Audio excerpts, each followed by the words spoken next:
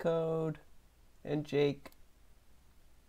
I'm still sick, so I'm probably gonna be coughing, sound weird and all that, but it'll be fine. So, hello everyone. Thanks for joining us for qualifying for for Daytona 500 front row qualifying. We'll let some people get in here, and as people are coming in, I'll just say this. If you still have not joined the Discord, there's a link in the description still to join that. Also in the description is a link to the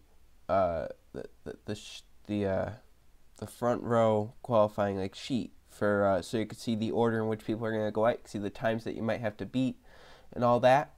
But yeah, I sound terrible. I know. I've been terrible since Wednesday. So you suck. All right. So we'll just get going, I guess. We'll start and see. So one driver, first one out is the 4, right? 4, Jonathan Rains is the first one out. I'll be editing the document as we go along with the times. And one thing I forgot to check is something. We'll just have to go. Hold on really quickly. Sorry for the technical difficulties and all that. I feel horrible. Alright. Let's see. Hold on. Alright. Winds are from the east at 11 miles an hour. It's 73 degrees and cloudy. That's the real temperature. You can look at that. You can go look that up in AccuWeather for Daytona Beach. That's what it said for me. So we're going with that for every car. We're just going to worry about practice. One driver, Jonathan Rains, will be the first one to go out. How's it going to go as we wait for it to load and all that? One driver for each, one driver, right? And they get 2 laps. The first lap is basically their up to speed lap. Their second lap will be their full speed lap, which is probably going to be the fastest. There's just going to be one round, Luke. Just one round of going. We'll wait for Rains to get out on the track or whatever. It's just, oh, he's out on the track, or he's out on pit road. So now we'll just wait for him to pull off. And we'll get going for qualifying. Hopefully any time now, if you want to pull out. Any time. Hold on here. I actually didn't set a roster for every driver. I just decided that I would go in and change it after every time. So we'll just have to see. Any day now. Yeah, you would think they would be out there by now. Like, what the heck? Come on. Come on. I would speed up too, but you can't speed up because there's only one car. He just doesn't want to go out. I don't know. He's waiting a long time, that's for sure. Oh, there we go. Jonathan Rains going down track. So, Jonathan Rains has raced in the Gatorade Cup Series before. He's raced in the 29, I believe. He raced in Season 4 with the 29. I think he won a race at Michigan that season. And last season he raced in the 29 as well, and he dominated at Phoenix. He won a race or 2 last season. So he's returning to the Gatorade Cup Series once again, this time in the number 4. So he left RCR. He's joining with Stuart Haas Racing as he's getting up to speed on the apron. And we'll see how he's going to be the standard. He's going to say what time these drivers are going to have to beat. It's slow getting up to speed here as well. As restrictor plates, going to take a lap and a half for these guys to get up to full speed, really. We'll see how this goes. Hopefully it works well. Alright, he's coming to take lap 1. Once again, as I mentioned, 2 laps for each driver. And here we go to start lap 1 for Jonathan Rains. He takes the green flag to start his first qualifying lap of 2. And I also get a chance to hear the sound mod that we have Most of the times, are probably going to be on top of each other. This is a new sound mod that we have. This just with one car. I've never heard it with one car before, so there. But yeah, most of the times they're going to be on top of each other. Although I did test it with the same weather. One guy did run a tenth faster than another. I don't know how. It's just random, I guess. So obviously the first lap will be slower than the second lap. Yes, that's just how it's going to be. Well, we'll see what first lap he could put up. We'll see how that kind of stands against other first laps as well. He ran a 48.801, and that's with the cloud cover. So definitely cloud cover playing a factor, because when I tested it, the fastest that I saw someone run was a 49.1. So the cloud cover definitely going to play a factor here. So they come. Jonathan Rains. We'll see what standard he puts up. It's also a nice chance to just look at the cars, see what car everyone's driving, just get used to the names and all that. So they come. Rains' second lap.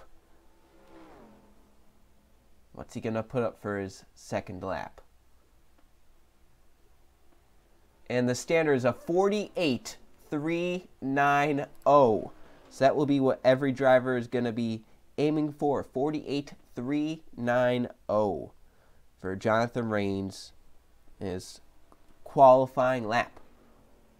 Oh yeah, the weather is gonna be the same. I made sure. It's actually I actually have it set off of Daytona weather right now, except it's raining down there. So yep, gonna have to beat that. Code is the next one out. Code Luigi. So we'll just go. Alright, we'll get Code on here. He's the 42. There he is, Code Luigi. We'll save that. As you can see right there, that's actually real weather, I think. That's what it said for me on AccuWeather. So hopefully, 48.390. Code Luigi, next one out on track. We'll just wait for him. Hopefully, Code, you spawn in a little bit faster and get going a little bit faster. Because, man, oh man, he waited a long time to get going. So we'll see whenever Code pops in over here. Hopefully it's quick. Please be quick. It's just random every time. Please, Code, anyone? Come on. They might be pushing that car out onto pit road. He may have been late getting out of inspection. Oh, there he is. All right, now please just take off. Just go. Just go. Please, just go. Please. And yeah, AccuWeather is very accurate. No, not really. Especially with Daytona weather. It's probably not accurate down in Florida. If you could take off right now, please, just take off. Okay, good. It's just all random, because when I was testing it, someone took off around like 4 minutes 20 down here. Another one took off around 4:30. Another one took out around 4 minutes flat. He's playing on his 3DS right now. Maybe he's waiting. Maybe there's some clouds coming in or something. Maybe he wants another cloud or something. Alright, this is getting absurd. Any minute. Is it buffering? It probably is buffering. I have dropped 73 frames. 3:22. He might not even have time. If he doesn't go out, if you don't go out, Code, you're not gonna have time to get up to lap.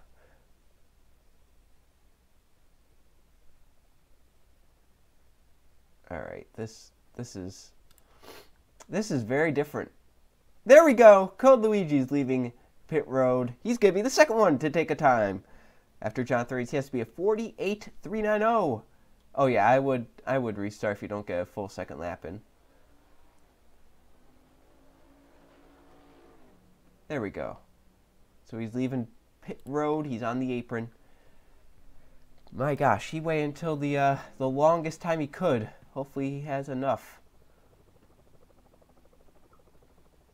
to get out, get a full 2 laps in. I mean, it's gonna be close. He's gonna have to have about a minute and a half to get 2 full laps in. I believe he's gonna have enough. Rains' first lap time, I don't remember. Actually, I think it was a 48.8 something. I think it was a 48.880 maybe. Something around then, but his fastest was 0.5 quicker than that. So they pick up Yeah, I think it was a 48.8 for his first one. Then his fastest was a 48.39. Yeah. So Code, I think Code should have enough time to get out there and make 2 full laps as long as it don't come down pit road or anything. So Code Luigi, his 4th season in the Gatorade Cup Series. His first season was season number 4, driving that same 42. He's been with the 42 every season he's raced in the Gatorade Cup Series. Picked up 2 victories in his first season. In his second season, he picked up 3 victories and that championship where he dominated the chase. Last season, he picked up only 1 win, but once chase time came around, he picked up a lot of second place finishes and got some great points, but lost out to the championship. He actually got 2nd in the championship. And how fitting is it? He got all those seconds in the chase. He finished 2nd to the championship, and now he's going out 2nd. A lot of 2s for Code Luigi in his Gatorade Cup Series career, but a lot of W's as well. So he's coming off a 4. He's going to put down his first lap. We'll see what it is. His first lap time is going to be a 49.058. Not a great first lap, as that's about 2/10 slower than what Reigns ran. But we'll see. Maybe he got up to speed a little bit better. Maybe he used a little bit of a higher lane trying to get more speed. We'll see what he can do on this second lap. That car looks just a little bit tight. He's a little bit off that yellow line. So we'll see how he goes here down the backstretch. Trafter Larson finished 2nd last week. A lot of 2s for this 42 car. See, down the backstretch, he's not getting speed. I believe that wind is going against him down the straightaway. He's having to fight a pretty good headwind down this backstretch, I bet. He only went up to 180. He's keeping it pretty consistent right there. Yeah, he's now picking up. So I think he has a pretty good headwind down the backstretch, but down the front stretch, a pretty good tailwind. We'll see what he can record on this lap. A 48.648, about 3/10 slower than Jonathan Reigns. 48.648. My gosh.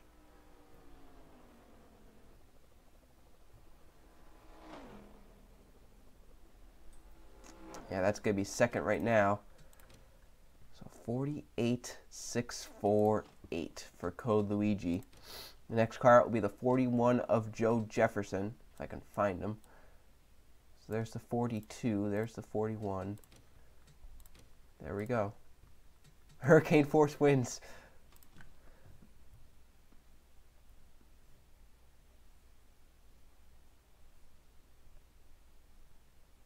There we go. So Code's lap time is put into that. Joe Jefferson time. That's right. Hopefully he's already spawned in. Oh my gosh. Joe Jefferson wants to get out there. He's like, get me out there. Please leave though. Like, leave faster than the other 2. Oh wow. Good job. You see, that's why I want that every time. Joe Jefferson did it right. He left with 4 minutes 37 left. That's perfect. He's leaving pit road. Joe Jefferson. Out on track. The 2nd SHR car we have this session. It's only the 3rd car out. So SHR, they're going out pretty early. James Stabler is only a few cars after them, and then Jake West is only a few cars after him. So SHR going to get out early. We'll see how that goes for them. As Joe Jefferson getting up to speed. Didn't really have a good time off pit road right there. I believe he was just a little bit slower than he should have been. He's hugging that WL line though. Gotta admit, he wants to stay right down on that. Got a nice run coming to the green flag to start his first lap. And we'll see, can he match what his teammate got? 48.39.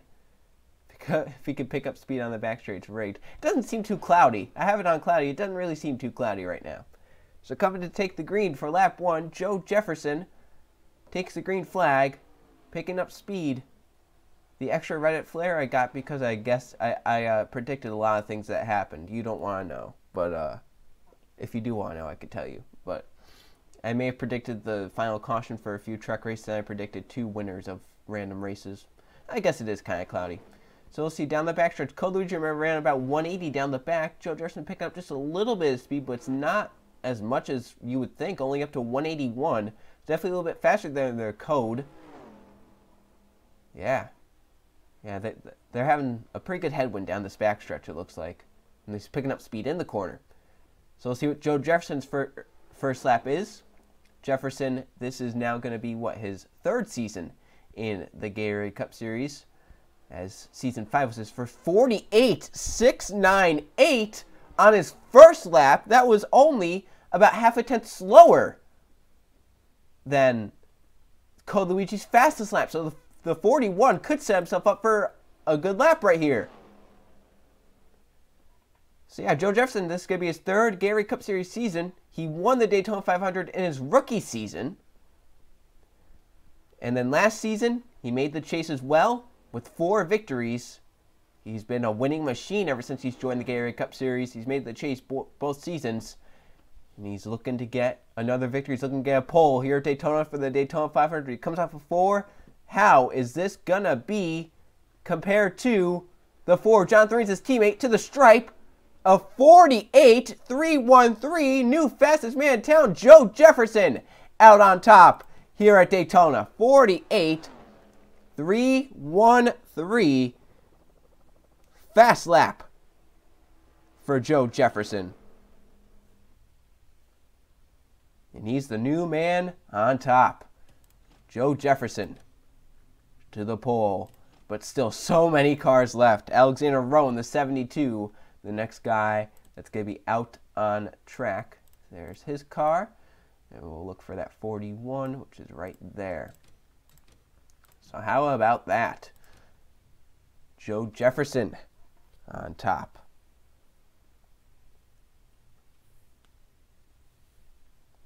All right, hopefully Alexander Rowe leaves just as fast as Joe Jefferson did. Maybe that's the key. Maybe you have to leave faster. And now Joe Jefferson just has to do that waiting game. He has to wait and see if he's going to stay on pole or not. He's just going to be hoping and praying. We'll have to see, though. Oh, come on. Spawn in, please. Don't be like Code Luigi. Don't wait. Code waited like 2 minutes, basically, didn't he? I'm going to take some water while we're... Can I take the plates off? You technically could with the drag, couldn't you?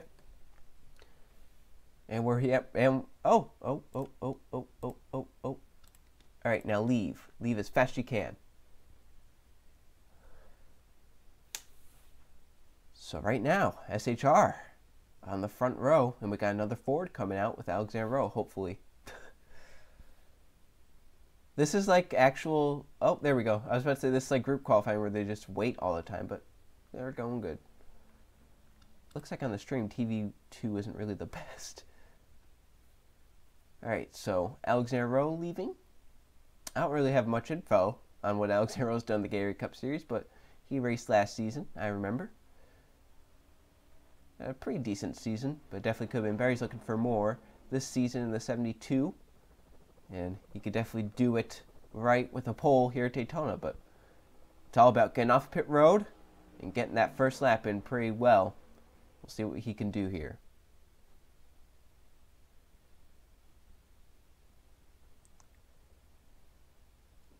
That Florida lottery car here in Florida. Yeah, he did win the Clash in Season 5, driving the 7 car. I think if he didn't make the chase, he was pretty darn close to making the chase that season as well. So let's see what his speeds are going into turn 1 on this start. His first lap, he takes the green flag. At the stripe, he's going about 183. 186 off into turn 1 on his first lap. Yeah, he did make the chase, I think. Yeah, he did, because I remember him battling at Rockingham with some of the others. So let's see what he can do down the backstretch on his first lap. Once again, that pretty good headwind, making it struggling to get up to speed, but doing it pretty well up to 181, just like Joe Jefferson did. Keeping it pretty steady at 181. And while we wait for Rowe to put in a lap, on deck is James Stabliel in the 10, Jeff Brent in the 5, Steve Morgan in the 13, and Jake West in the 14. Lap 1 for Alexander Rowe, 188 across the stripe, 48.726. Pretty close to Code Luigi's lap, so my gosh, that 42 car not having a good speed week so far. Luigi struggling in qualifying as the 72 has gone pretty close to his lap time, only about a 10th off, but losing speed as they come down the backstretch, but still 181, 182 down the backstretch. So the 72 got off the corner pretty well right there and gaining on it down the back. 182 down to 181 at the end of the backstretch. How will this lap go for Alexander Rowe? Can he top Joe Jefferson? Can he knock Jefferson off the pole? Can he knock Reigns off the front row? Right now the front row, 48.31 and a 48.39 to the stripe for Alexander Rowe. His time of 48.339 puts him in the second position. Alexander Rowe cannot edge out Joe Jefferson, a 48.339 on that lap. Pretty close to a pole, but just about 200ths off. So how about that? Next car out, James Stablito in the 10. You can't really talk much about him in the Gatorade Cup Series because he has never raced in the Gatorade Cup Series. A new track record! That's true. The only thing you want to do here is qualify in the front row. Otherwise, you have duels and you could start anywhere after the duels. So let's see here. Another Ford to come out. James Stablito on the 10. His teammates right now, first and third. Another Ford in second. Fords right now hold the top three. But to be fair, 3 of the 4 that have gone out have been Fords. So we'll just see. Yeah, the first Toyota will be out. I don't know when the first Toyota will be out, to be honest. All right. Stablito is on track. Well, is on the thing. On pit road, that's what you call it. We're just waiting for him to go out now. Hopefully he will at some point. Any minute now. Hopefully. This is probably the most boring part, honestly. Just waiting. Well, to be fair, the most exciting part is just seeing them cross the line in their second lap to see if they beat or not. I can't wait to be the only one who couldn't break 180 on the back straight. Maybe the Toyotas will go slow. I don't know. Maybe it's them Fords with their unfair advantage. Am I right? So Stablito pulling out, trying to follow in his teammate's footsteps. He's trying to knock his teammate off the pole lap. James Stablito trying to break Joe Jefferson off the top. So Stablito, can't really talk about him in the Gatorade Cup Series too much. I believe he may have subbed. I think he subbed for Diego Yepes at Talladega last season in the second Talladega race. And I believe that's the only thing he's done in the Gatorade Cup Series. He hasn't done anything, really. So just going to look out here, Stablito. Next car after him will be the 5 of Jeff Bright. We've got a lot to talk about with Bright when he comes out. So let's see how Stablito does. Let's see how he can do, get up to speed. See if he can possibly get faster than 182 down the backstretch. However, that 41 went 190 off into turn 1 on his fastest lap. So I have to see, can Stablito go 190 off into turn 1 and then get a good backstretch, get above 181? He could definitely get the pole. So here we go. Lap 1 for Stablito is on. Hi, Ethan Green. Now his first lap, 186 off into turn 1. Once again, this will be the slower lap, unless something happens on that second lap. And we'll see how he fares down the backstretch. It goes down to 180 down the back. 181, picking it up.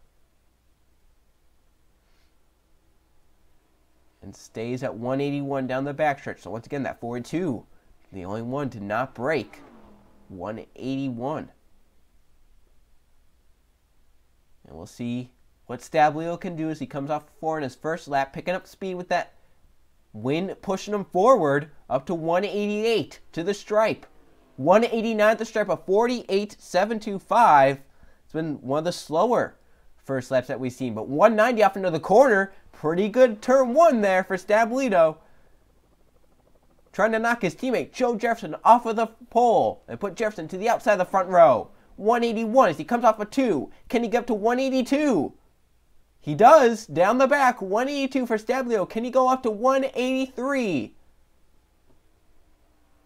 Not quite, 182. But He's looked all around better than his teammate Jefferson. It's all going to come down to how he made these corners. How's he going to fare off of turn number 4? Can he knock his teammate off of the pole? To the stripe. Trying to be a 48.313 to the stripe. 48.315, 2 thousandths of a second. Jefferson holds on to the pole. A 48.315. It's an SHR front row here at Daytona. And how about that? Joe Jefferson holding on to the pole barely here at Daytona. This next man out, we'll see. Now this could be a real indicator of how the Chevys are going to be. So Joe Jefferson must have made it through the course just a little bit better. It got away with that fastest lap so far. Fords right now 1, 2, 3, 4. But can this Chevrolet of Jeff Bright break up that Ford on top? Still got 37 cars left.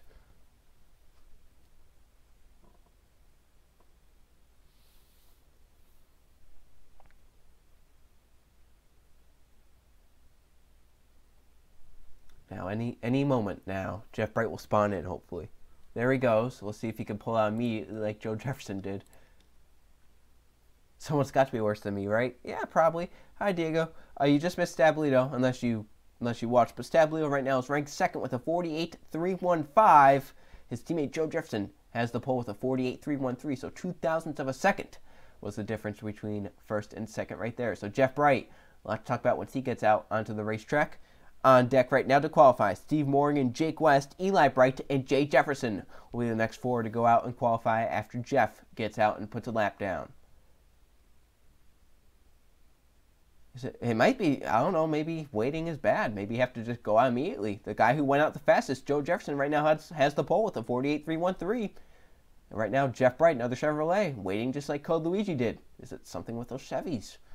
I'll have to see, because we got a few Chevys coming after this. Steve Morgan, a Chevy. Eli Bright, a Chevy.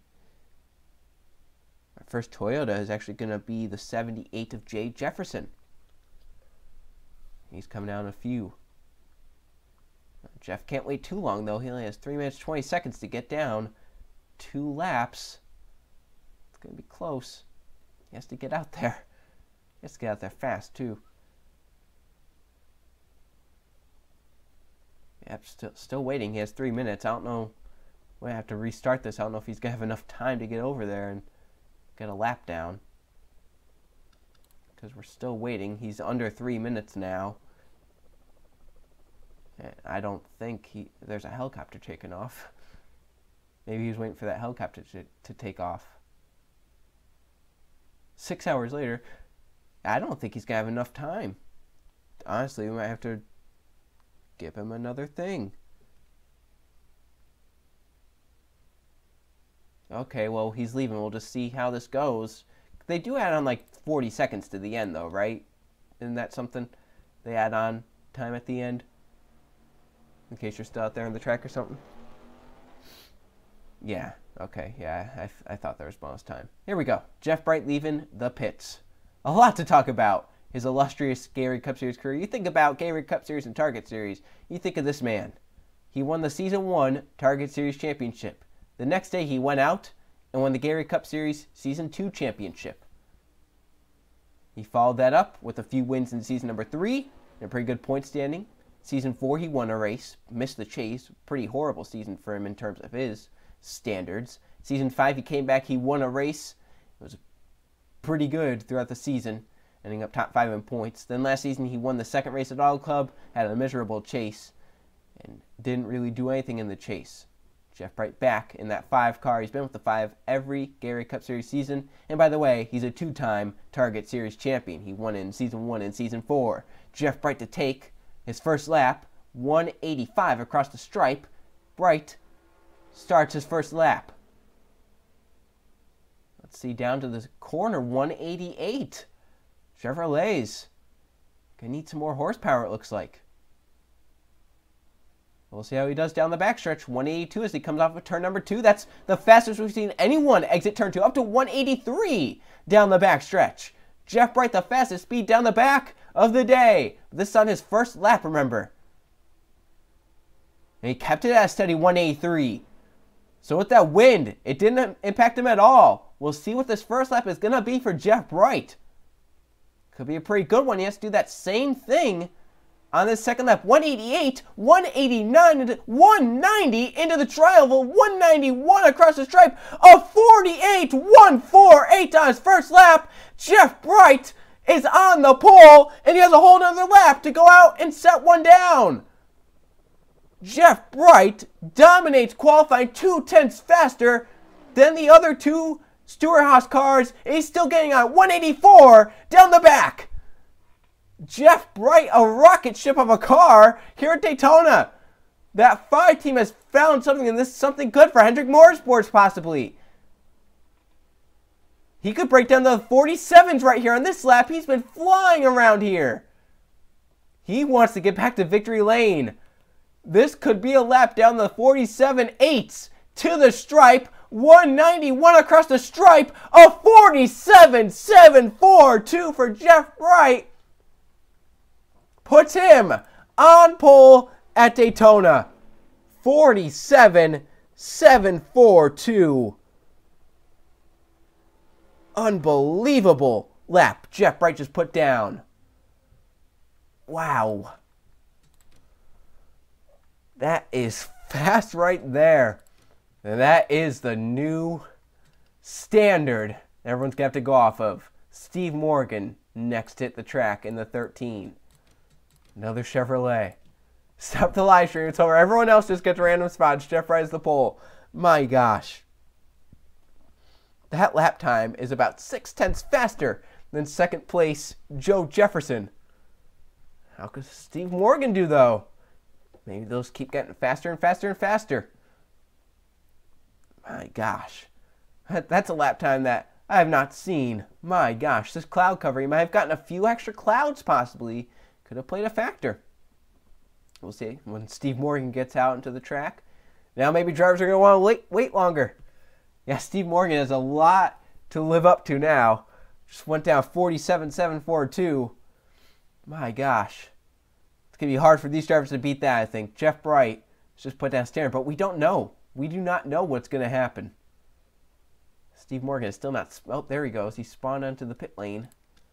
We'll see when he decides to leave, though.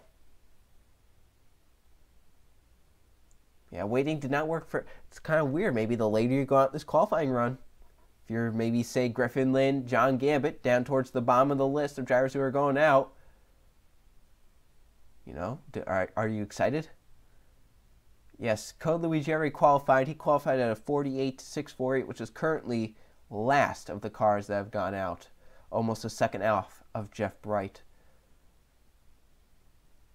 So, 42 team, maybe Ganassi, focusing more on drafting packages. We'll see. So Steve Morgan leaving the pits. That number 13 car. I don't really have a lot to talk about with Steve either. I believe he raced last season in the Gary Cup Series. Other than that, he hasn't really made any noise. But, or if he didn't race Cup, he raced one series, I know, but coming back here at Daytona, trying to get a Daytona 500 pole, but he has a lot to live up to. Jeff Bright last time just went and laid off a 47.742, faster than Joe Jefferson, who's right now in second by almost 6/10. 48.313 was Jefferson's fastest time. So we'll see how Steve Morgan does. Another Chevrolet to go out. You know, if you're Code Luigi team, you want someone to go slower than you. You want someone to be back there with you. Watch the one be a second faster than the 42. That would be some weird team right there. So let's see. Steve Morgan to his first lap. Runs up to 184 as he crosses the stripe. We'll see what he does down to turn number 1. Remember, the 5 on his first lap ran about 188 off into turn 1. Steve Morgan about 187 off into turn 1. But we'll see how he gets off turn number 2. Jeff Bright off turn 2 was 183. But Morgan really losing ground. That car looks a little tight. Down to 181 as he comes off of 2. 181 down the backstretch, picks up to 182. Can he get up to 183? Jeff Bright went 183 all the way down the straightaway. Morgan, about similar to what the 41, the 4, along with the 10 were running. So we'll see what Morgan's first lap puts up. Everyone's been around a 48.7 to a 48.8 for their first lap besides Jeff Bright. A 48.51 for Morgan, a blazing first lap. And that could put him up onto the front row on this second lap. 190 off into the corner. He's already faster than Cole Luigi in the 42. Something obviously amiss on that 42. I don't know. Maybe they put too much tape on that car and started pushing water out, or something went wrong on that 42's qualifying lap. Down the backstretch, Morgan 182 off the corner. Trying to get to 183, he does. 183. Down the backstretch for Steve Morgan. Down to 182 into the corner. This could be another lap down the low, 48s. To get on the front row, he'd have to be a 48.313. To get to the pole, he'd have to be a 47.742. I just don't see him beating the 5 of Jeff Bright, but I can see him beating the 41, the 10, and all them. We'll see what he does. He crosses the stripe. Lap 2 for Steve Morgan to a 48.103. He's the new man on the front row. Second place for Steve Morgan on his lap, a 48.103. Puts him on the front row currently and knocks the 41 off the front row. So my gosh, 48.103 for Steve Morgan. Next car out, the 14 of Jake West. See how he does.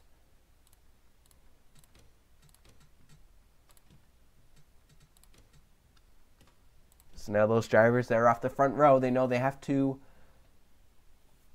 go and do good in the duel, keep their start positions. That's the struggling thing. If you start third or fourth, you have to win your duel practically to advance and stay in your position. Yeah, 13 did do pretty well to follow up Jeff Bright's performance. Thought it was going to be pretty hard. We'll see how Jake West does, as he will be the final Stewart-Haas racing car to go out. Currently, all the Stewart-Haas cars are pretty similar in lap times. The 4 ran a 48.39. The 41 ran a 48.313. And the 10 with the 48.315. The 14 of Jake West coming out off the pit lane to start his qualifying run. It's been a while for Jake West since he's ran the Gatorade Cup Series. Was a seasoned veteran. Back around Season 2, Season 3, Season 4. Left. And now he's back in Season number 7, driving the 14 car. The car that Levi Shones took to almost a championship last season. Shones got 4 wins last season in this 14 car. Made the chase. Tied for second in points after the tiebreaker fell to third. Barely missing that championship. In the season prior to that, Shones took the 14 to another chase berth. Can Jake West do the same? That 14 team has been pretty stout as of late. With what we've seen from his teammates, he could definitely set that car up on the first 2 rows. So we'll see what Jake West does as he comes to take the green flag to start his qualifying run. The 9th driver out on track. West will take the green flag to start qualifying at 185 miles an hour. Off into turn 1, 188, pretty steadily. Pretty good speed off into the corner. See if he can hold something like Jeff Bright did off turn number 2. He went 183, remember, off 2. Slowing down, but down to 182 only. That's a pretty good first lap. Down the backstretch he comes. He just has to be a little bit faster through 1 and 2, but 183. It was 1 year and 1 day ago when the Season 4 finale happened. That is crazy, considering a lot of people are back from Season 4. You have Larry Bouchard Jr., Jack Marshall. They'll be coming up later. They're back from Season 4. They took a few seasons off, but this could be a pole run, as Code just mentioned right there. 188. Yeah, he's matching something Jeff Bright's been doing. 190 into the tri-oval to the stripe. 48.219. That puts him right now third. He has a shot at getting onto the front row. He has a shot being on the pole. 191 off into the corner. He reached 192 for just a second right there. He's going to be another one that breaks down to that 47-second bracket. Let's see, though. He has to hold 183 down this backstretch, just like Jeff Bright did. Looking like a pretty good lap right here. 184. This could knock Jeff Bright to the outside of the pole. We'll see. Through 3 and 4. It's going to be close. Right on top of each other. Jake West trying to beat Jeff Bright's 47.742. What's it going to be into the tri-oval? Lap 2 for Jake West. 47.804. 600ths off. It puts him second for qualifying. A 47.804 4 for Jake West, currently second on the charts. It's a pretty good lap by Jake West. Only about 600s off that 5. Jeff Bright with that blistering lap. My gosh. Second Hendrick Motorsports car to come out will be now Eli Bright. Next car to go out onto the racetrack. The other Hendrick Motorsports teammate, Jeff Bright. So you got the Brights coming out in full force. Jeff with the pole lap currently, 47.742. Eli in the 88.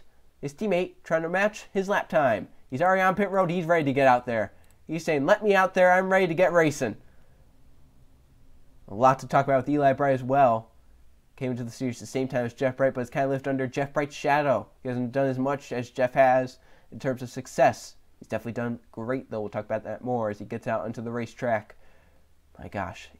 I cannot believe that lap time that the 5 set down, though. He was pretty blistering fast in between all those Fords. Currently a Chevy in a Ford front row with Hendrick Motorsports' Jeff Bright and Stewart Haas Racing's Jake West on the front row. Eli Bright going to try and get up there and knock West off the front row, get himself up there with his teammate. We'll see. I'm waiting a little bit right here. Hopefully he leaves soon. Here he goes, Eli Bright to take qualifying in this 88. On deck to qualify, the 78 of Jay Jefferson will be your first Toyota out on the track. Biff Crafton, the 34, the 83 Lee Jack Tavo, and the 95 of Trey Rainey, the next cars to go out onto the track. So Eli, get up to speed on the apron. It's been up and down Gatorade Cup Series career for Eli Bright. He joined in Season 2 and showed some pretty good success in that season. Won some races. Season 3, he won some races in the 4 car. In Season 4, he went to the 24 car, won at Las Vegas. He went to the 88 after that, in the 88 after that, and now he's in the 88 again. It's been almost 3 seasons since Eli Bright's gone to Gatorade Cup Series victory lane. Season 4, the 3rd race of the season at Las Vegas. We're now in Season 7. He's looking to try and win one here in Season 7 for the first time in a long time, trying to beat his father for the pole here as he takes lap 1. Let's see the speeds off into turn number 1. Slower, 186. Yeah, that's not as fast as the few cars that we've seen. He's fallen. Eli is falling 180 off of turn 2 and down the back. Not putting up a good first lap. He gets up to 181 down the back stretch, but it just hasn't been a good first lap. He really has to pull something together on the second lap if he wants to get something. See what he can do on the second lap. We'll see what his first lap is in comparison to some of the others. Lately, those first laps have been fast, but this is looking like a lap time that's going to be around a 47.8 to a 47.9. To the stripe, lap 1 for Eli Bright, a 48.756. See how he does in comparison to the rest of the field as he goes off into turn number 1. 189, still not as fast as some of the others we've seen. Yeah, he's having a hard time right here. That car looks pretty tight. He's losing speed through the corners down the backstretch. 181. He might be able to hit 182, but it's looking like it's going to be a lap time around 48.5, 48.4. It's not going to be too fast, I don't believe. 181 down the back. After the blistering lap, his father, the 5 of Jeff Bright, put together. Eli Bright going to put together a lap that's going to be around midfield, I would guess. He comes off of turn number 4. Eli Bright in the 88. The Nationwide Chevrolet is going to put up a lap time of 48.369. Puts him out of Jonathan Rains. A pretty decent lap time, but it's not going to get him to the front row. So 48.369 for Eli Bright in the 88. Puts him around mid-pack. A little bit of a slower lap there as well. Next car out, it'll be your first Toyota out on the racetrack. The 78 of Jay Jefferson for Colorado's Furniture Row Racing. So we'll see how Jay Jefferson can do. The first Toyota out on the track. We'll see how these Toyotas maybe have their car set up. Seems like Fords are going pretty fast. Chevys are kind of up and down. See how Toyotas are. Jay Jefferson already on the pit lane. He's already leaving. Jay Jefferson just wants to get out there and put a lap down, just like his brother Joe did. Both going out pretty similar times, pretty quickly. Jay Jefferson already leaving the racetrack. And we talk about Eli right up and down. This has been another up and down career for Jay Jefferson in the Gatorade Cup Series. Joined the Gatorade Cup Series the same time. He joined the Gatorade Cup Series the same time as Eli Bright did. Season 2, drove the 47, picked up a win at Kentucky. Then in season number 3, he joined the 14 with Stewart Haas Racing. That proved to be pretty difficult. He had a pretty horrible season. Got involved in many crashes. He flew in the air at All Club at the end of the season. Then season 4, he joined Hendrick Motorsports to be a part of the 48 team. Almost won at Rockingham. Hit the wall in the last lap and lost. Finished second in that race. Picked up a win in the 600 at Charlotte. But then, after that, has not been great for Jay Jefferson. In season 5, driving the 1 car, it almost seemed like they only focused on the 42. Jefferson did not do much. Last season, he picked it back up. He joined the 78 team with Furniture Row Racing, picked up a victory at Michigan. After a pretty decent season, he missed the chase, but it was a recovery season for Jay Jefferson. He stays with this team. They switched to Toyota. Here he is, but that car does not look too fast, as he's fallen greatly down the speed charts. 181, 181 as he comes off turn number 2 and down the backstretch. We'll have to see what he can do on the second lap, though. We'll see if he can pick up some speed and get it going. 182 down the backstretch. So he goes off into turn number 3.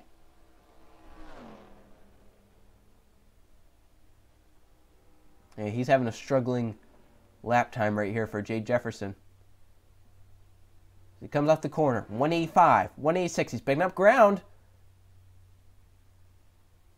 Pretty fast, 189. 190 to the stripe of 48, 468. Pretty decent lap time right there for a first lap. We'll see what he can do on the second lap. 190, about 191 off into the corner. We'll see what he can do. Looks like that headwind down the backstretch really playing a factor for some of these drivers. Down the back, 182. 183. He picked it up to 183 down the back. It's a pretty good speed down this backstretch. We've seen 183 be a pretty good lap. This could be a second row lap time. I don't think he's going to get onto the front row with the 5 or the 14, but could definitely be a pretty decent lap time right now at this point in qualifying. Some pretty good push wind as he comes down to the stripe. His lap time of 48.048 puts Jay Jefferson third currently on the speed chart. Jay Jefferson, 48.048. That's a pretty decent lap time there for the 78. Did not have a great lap 1. It's a pretty decent lap 1 though. He picked up 48.048 for his lap time. Now we'll see how the 34 of Biff Crafton can do. Now, if anyone wants to know where they are in order for qualifying, just go down to in the description. There's a link to the sheet with all the with the list of where everyone's going out. Currently, we have 11 cars that have recorded lap times of the 42 scheduled to go out.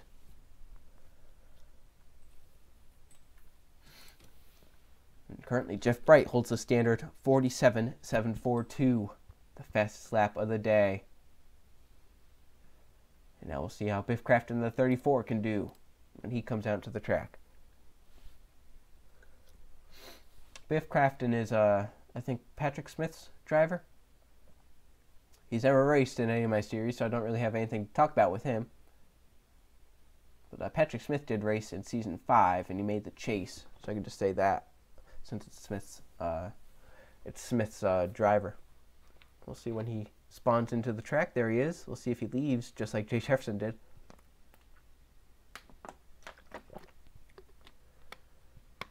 All right. Yeah, Biff is a rookie to the Gatorade Cup Series. Uncle of Matt Crafton. Maybe that helicopter's taken off again.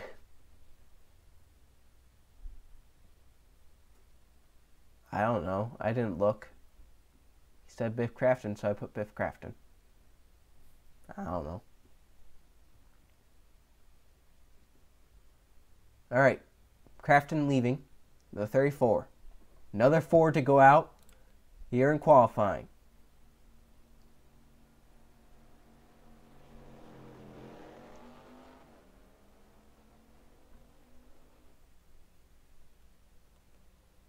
The Fords have shown to be pretty fast, so we'll see how Crafton can do here in this 34.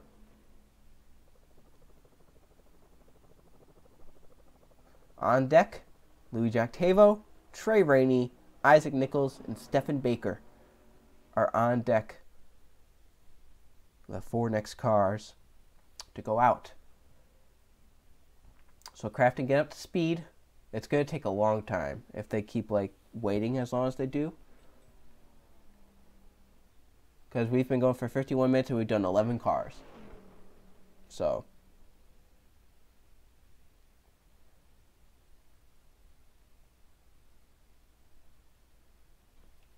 Oh yeah, you're right, 10 cars. Because they keep looking at 11, but it's actually only 10. This could be the 11th car. So Crafton takes the green flag. And we'll see how his lap goes. I thought Stefan was pronoun. What?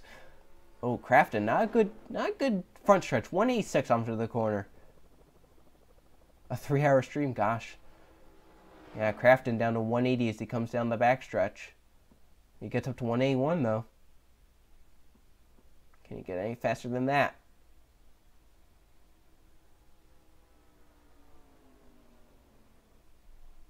Yeah, Stefan.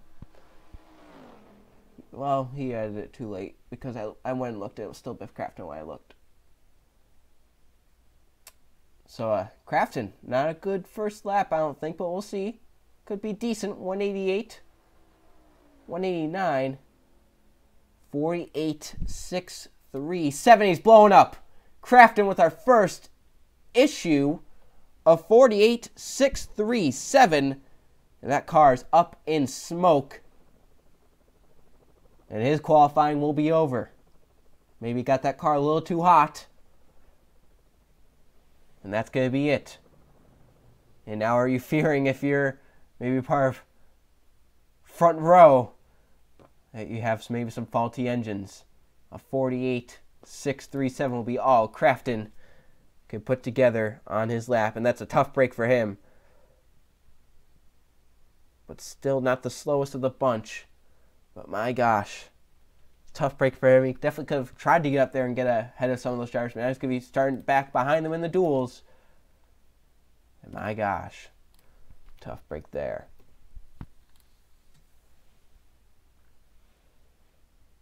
So he has better luck in the duels.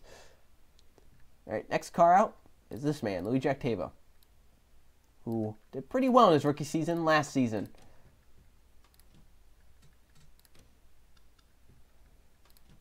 All right. So our first issue of the day comes with our 11th car out. All right. How's Louis Jactavo going to do? Will he get out fast? And now is he going to be a little wary? There's possibly some fluid down there. They have put some stain dry down. But could still be a little slick. I'm surprised that didn't. I guess it didn't center because you're a mod. I don't know. All right, on deck now, Trey Rainey, Isaac Nichols, Stephen Baker, and Carson Bowers are next on deck. As on pit rows, Louis Jactavo in the 83. Carter Friesen not feeling too comfortable about his engine in his car. He is teammate to the 34 of Crafton. Octavo, our next car to go out. He's the next Toyota as well. First Toyota that we had, the only Toyota that we had go out. Jay Jefferson ran a 48.048, and they're still all catching, trying to catch up to Jeff Bright with his 47.742. Second is the 14 with 47.804.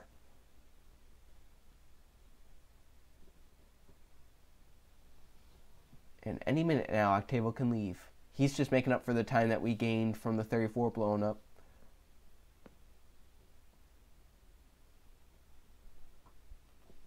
I like how I could see the review messages, so I could just laugh. Any minute now. I think someone to hit shittier headwind than me. Message retracted.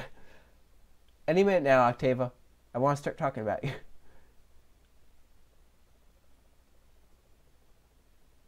Three minutes to put a lap down.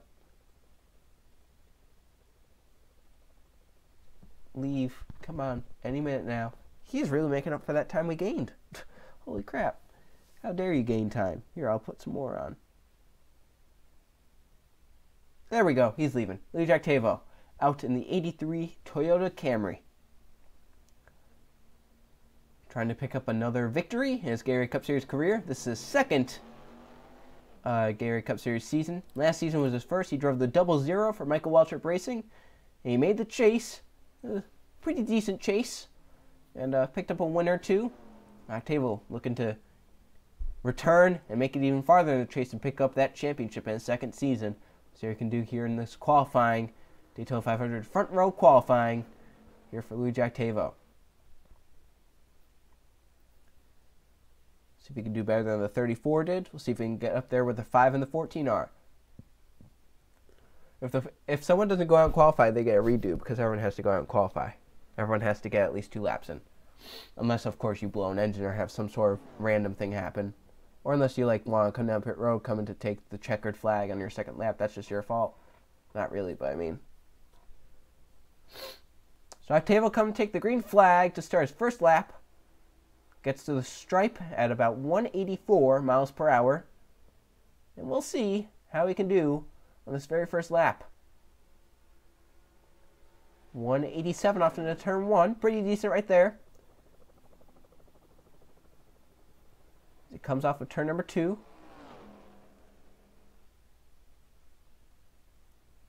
$181 down the backstretch. Picks up to 182.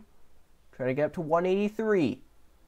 Octavo off into turn number 3. We'll see what his first lap can be put together.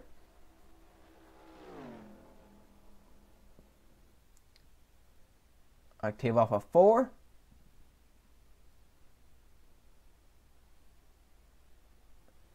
And it looks like it's going to be a pretty good lap for Octavo on his first lap.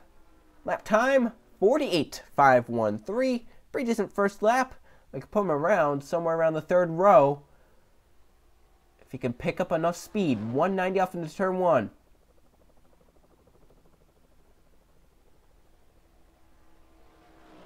$182 as he comes down the backstretch. Can pick up to 183. That's what a lot of these faster drivers have been doing. It's up to 183 for Luigi Octavo.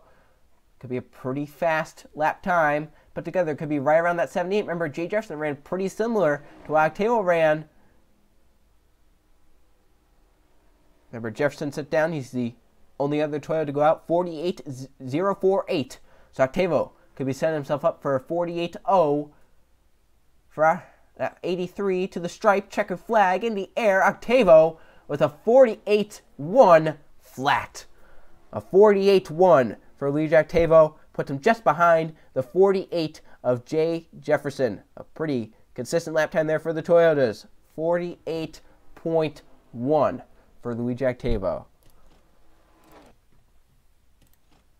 Up next, the 95 of Trey Rainey will be next out onto the racetrack.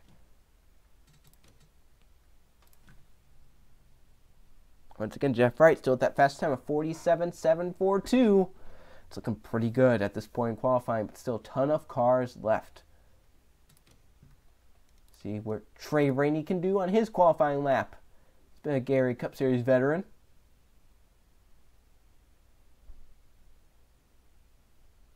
Driving that number 95.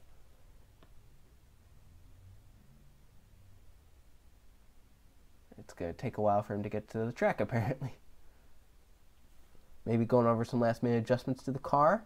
After seeing that 34 blow up, you got to know that these teams are thinking about what kind of grill tape they want to put on those cars. Yes, was it all the different colors and all that? I got the 19 ones, I got the 11 ones, I got all that.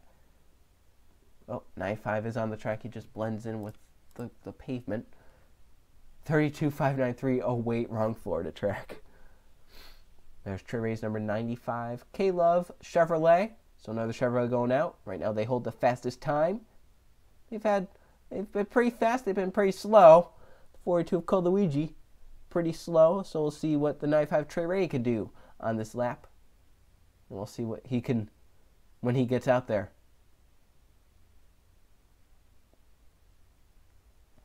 You're just waiting for the okay from some officials.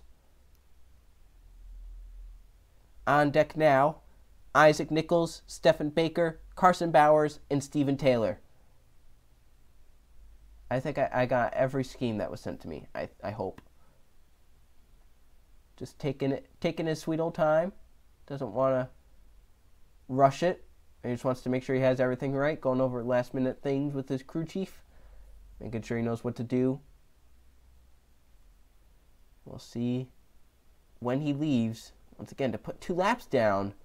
Well, maybe he was waiting for that helicopter to land. Maybe they have to get that landed so that doesn't affect 6 years later. And Trey Rainey still has to leave pit road.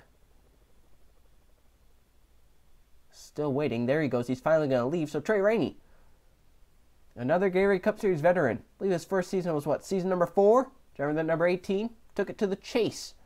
He won a few races. Got a pretty decent points finish.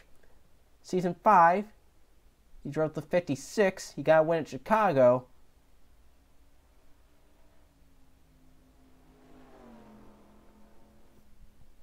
But did not make the chase in Season 5. Then last season, he returned back to the 18. He got a win. Almost made the chase. By the skin of his teeth, he missed it. Had a pretty great season as well. So Trey Rainey knows how to get done the Gatorade Cup Series. Looking for that championship, though. We're looking to see how he can compare to some of these other drivers that's gone out. But I think at the end of the day, he just wants to get better than that number 2 car. When you have siblings driving in these series, you know they want to just beat each other. They don't really care. One could finish 42nd. The other could finish 41st. The one 41st could be celebrating that they beat the one 42nd. So we'll see how Trey Rainey can do on this lap to take the green flag. 183, 184 to the stripe.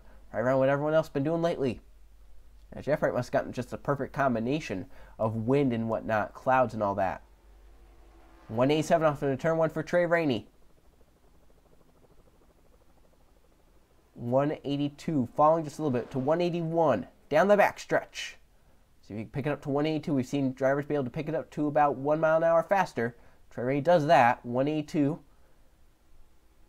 This is Trey Rainey's first season in something other than a Toyota.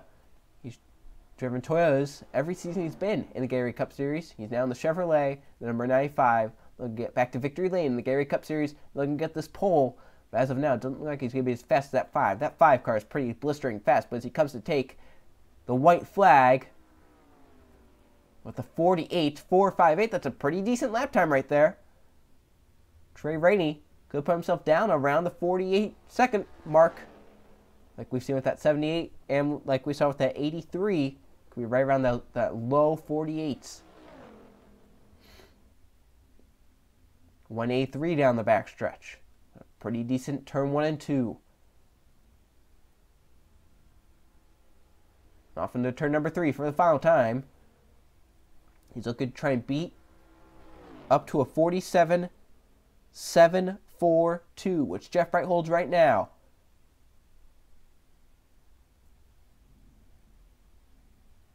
As he comes into the trioval, lap 2 for Trey Rainey will be a 48.033, puts him third and puts Jay Jefferson back to fourth. So 48.033 for Trey Rainey and that number 95. Pretty decent lap time right there. That's third on the charts. Pretty fast lap time, but still a ton of cars left to go out. Next car out, Isaac Nichols in the 48. He has a lot in his Gatorade Cup Series career, and though it's been a pretty short Gatorade Cup Series career.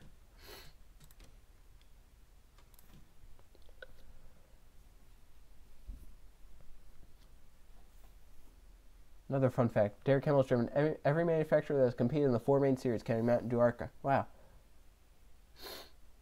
It will be his worst season yet. Wow. His worst season yet could be a really good season, though. He could still win a race and make the chase. Well, I guess making the chase would still be better than his first season. So this could be the third Hendrick Motorsports car to go out. The other two have been all over the board. Jeff Bright set down the fastest lap, And Eli Bright set down a 48.36 inches right around middle of the road. So we don't know what Hendrick Motorsports is going to do with this. So as we wait for Nichols to get to the track, on deck, Stephen Baker, Carson Bowers, Steven Taylor, and Tyler Fink in the 21. After that, Steve Larker will go out, Johnny Gardner, Larry Bouchard Jr., Jack Marshall, Max Harrison, and Diego Yepes. So Isaac Nichols in the 48. Next to go out onto the racetrack.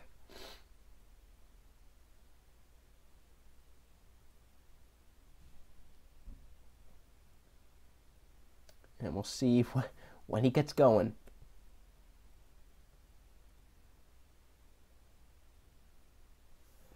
Any minute now.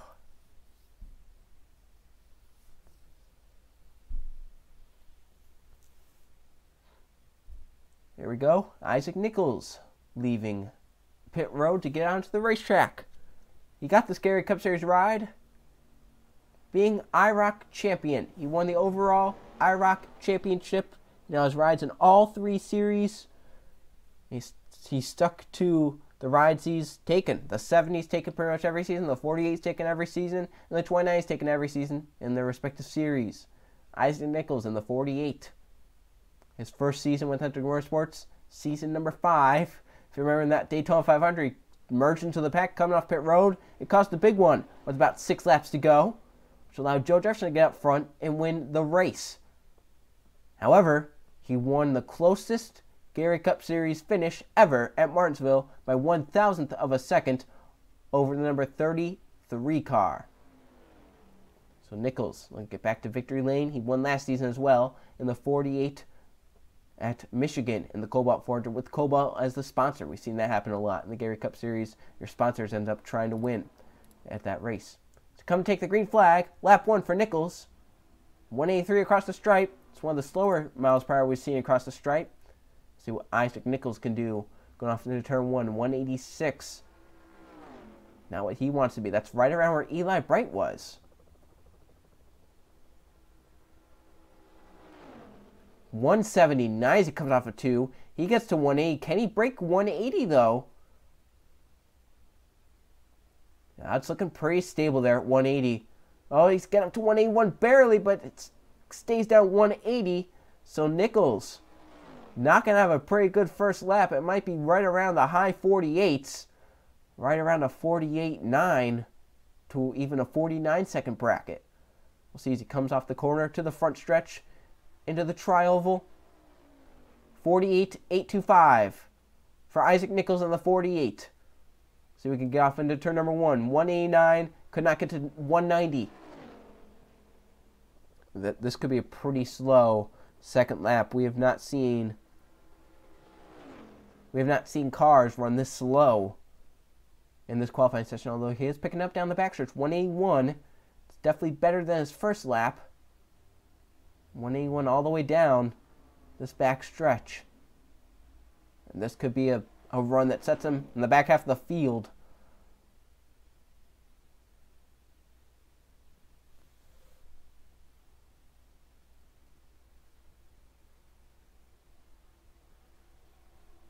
Into the stripe.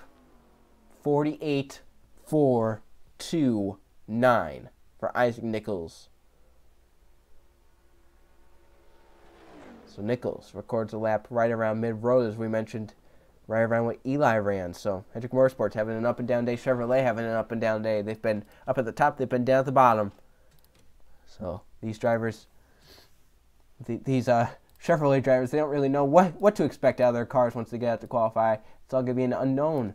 They just have to wait and see what they can do once they get onto the track. Next car up, the 96 of Stephen Baker, his first season in the Gary Cup Series. Not much to talk about there. On deck, Carson Bowers in the 6, Steven Taylor in the 31, Tyler Fink in the 21, Steve Larker in the 75. Are the cars on deck. So we'll see what Baker can do if he can get out there immediately and try and put a lap down. 96 time.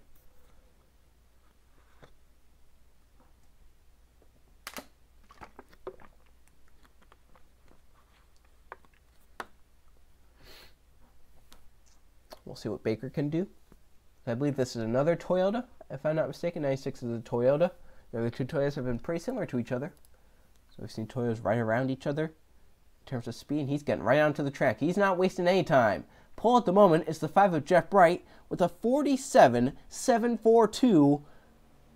Next fastest is Jake West with a 47.804. Fastest after that is Trey Ray with a 48.033.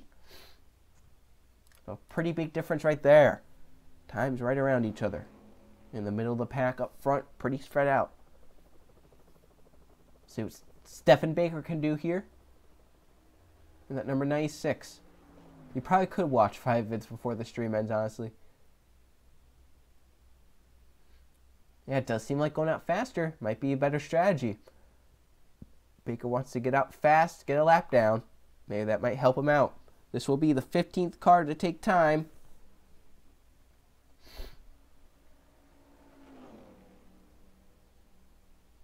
Yeah, currently only 2 cars have times in the 47 brackets. A few have times down the low 48s. We'll see what Baker can do. Coming to take the green flag on lap 1. It's going to be a speed of 183, right around what Nichols was. Something about the track recently. Slowing down. Yeah, he only reached 186 off into turn 1. That's not too good. Once again, that second lap, though, is the one that counts if you get a decent first lap in, but down to 179, just like last lap Isaac Nichols was. Up to 180, he could try and break into 181 like Nichols did. Nichols was 181 barely down the back. Once again, 181 barely, but my gosh. And this is not going to be a good first lap for Stephen Baker in that 96. He's having a struggling time right now. See what we can do, though.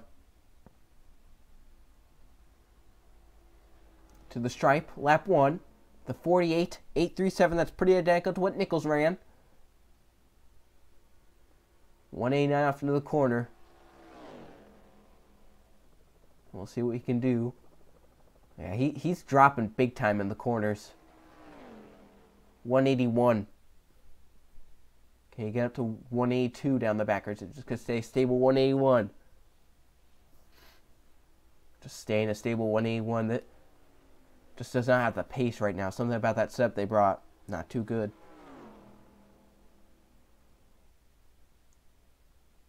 Well, Baker comes off turn number 4. See what this lap is going to be. It's going to be right around Nichols, I believe.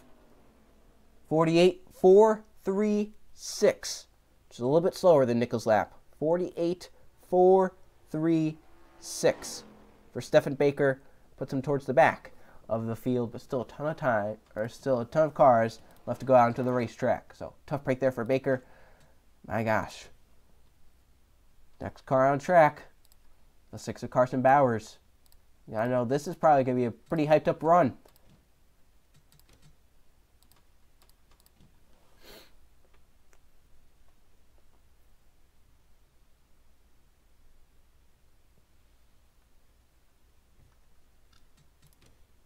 So when Bowers gets down to the racetrack, if he wants to go out fast or if he wants to go out slow.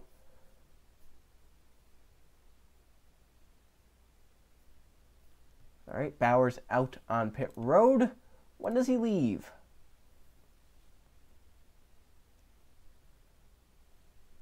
This is number 16 of the cars. It's the 16th car to go out.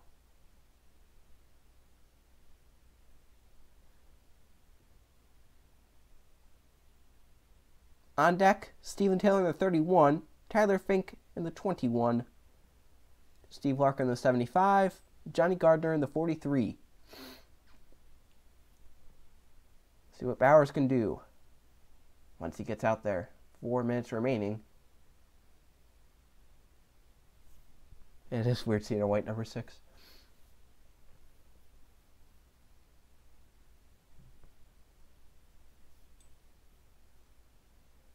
Yeah, Carson Bowers last season. My gosh.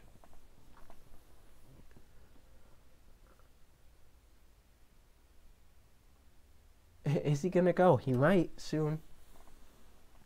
He might try and go eventually.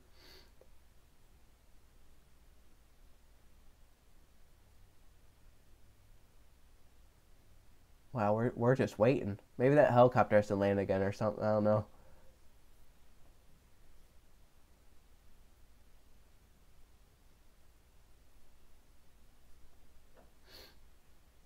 Maybe just the stress of being in the Ford in this session, because Fords have run pretty fast.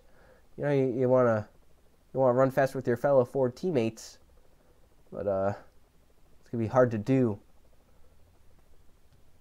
So Bowers out onto the racetrack. Last season, as we mentioned, was his rookie season. It started with an up, and it just finished with downs. Bowers won the Daytona 500 last season. In the 21 car, it looked like it was going to be a great rookie season for Bowers and the 21 team. Instead, there were races where he didn't even start. There were races where he barely was a factor. He got involved in crashes. He had mechanical issues. Didn't start races. He had a third. Darlington was about the best part of the season besides the 500. He's looking to rebound and have a better season this season. It would start out right with the Daytona 500 pole if he can get it.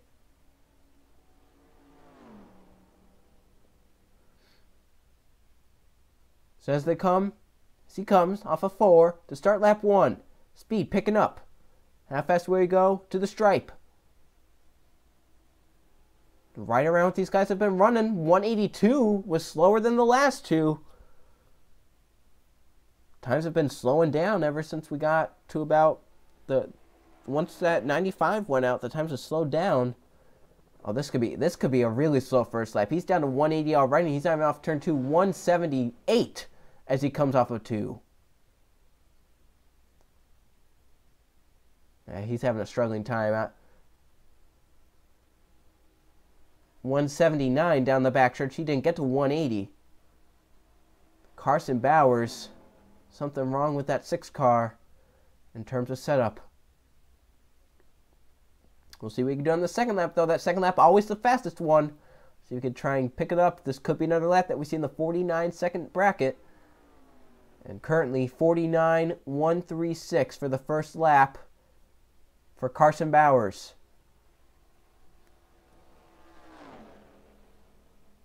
And he's slowing big time. He might be running right around that 4.2 runs, although 180 off the corner, if he could keep it right there, if he try to get up to 181, well, it's running a pretty steady 180 down the back.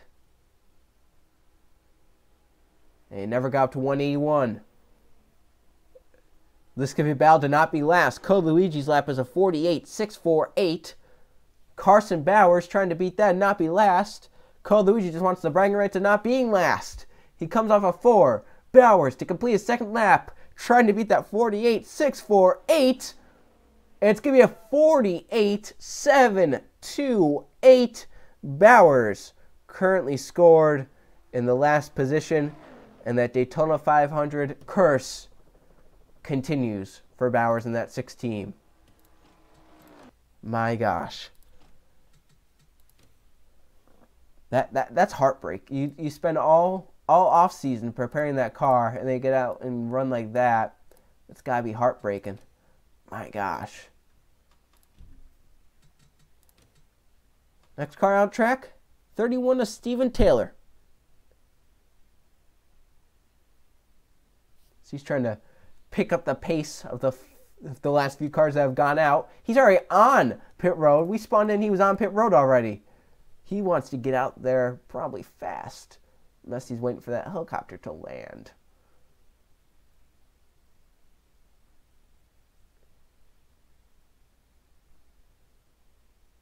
So he'll be the 17th car to go out on the racetrack. Still trying to beat Jeff Bright's blazing fast lap, which was a 47.742. Second place right now on the outside of the front row is Jake West with a 47.804. Oh my gosh, those guys have been some blazing fast lap times.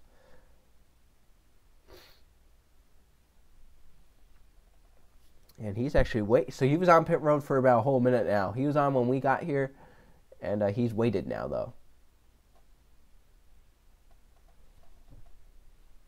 I think it is the helicopter. I think like something about that helicopter landing and then they just leave or something.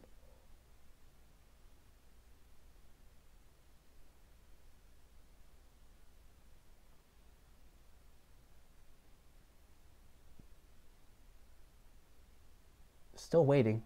That helicopter probably hasn't landed yet. We're still waiting. Still waiting. Helicopter lands at 3 minutes. Some taken off before 3 minutes, so I guess either you take off immediately or you wait for that helicopter. Oh, he's going. Okay, so here comes Steven Taylor out in that 31 car. I believe this is his first Gatorade Cup Series season.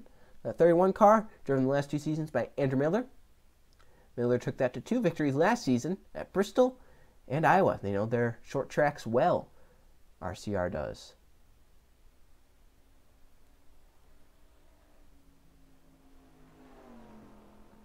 So let's see what Taylor can put down for this Chevrolet Brigade.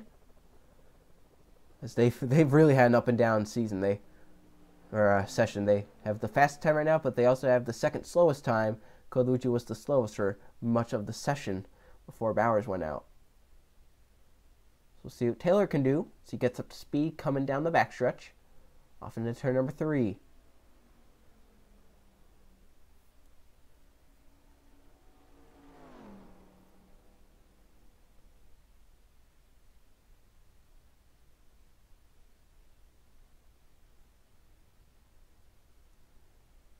Here we go.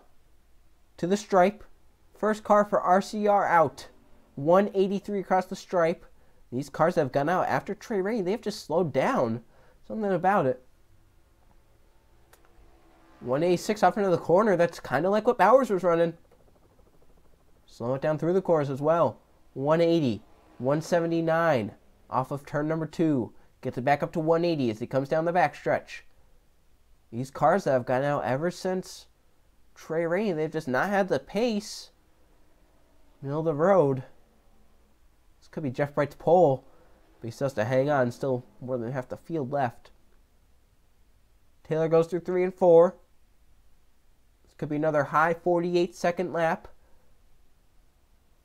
He comes down into the tri-oval. 188. He crossed the stripe. 48.834. Pretty identical to what Nichols and Baker ran. It goes off into turn number 1. 189. This could be another middle-of-the-road lap time for Steven Taylor.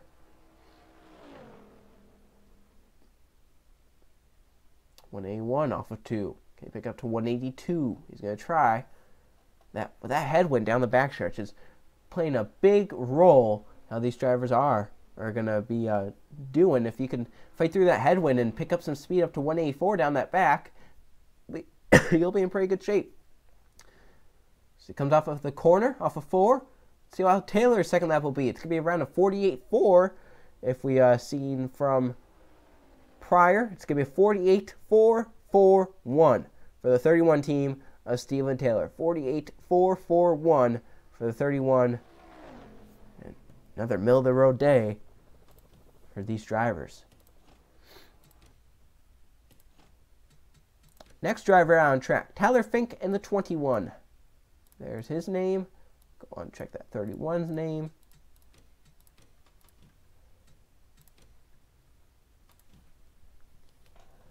So currently, Jeff Bright still has the pole, 47.742.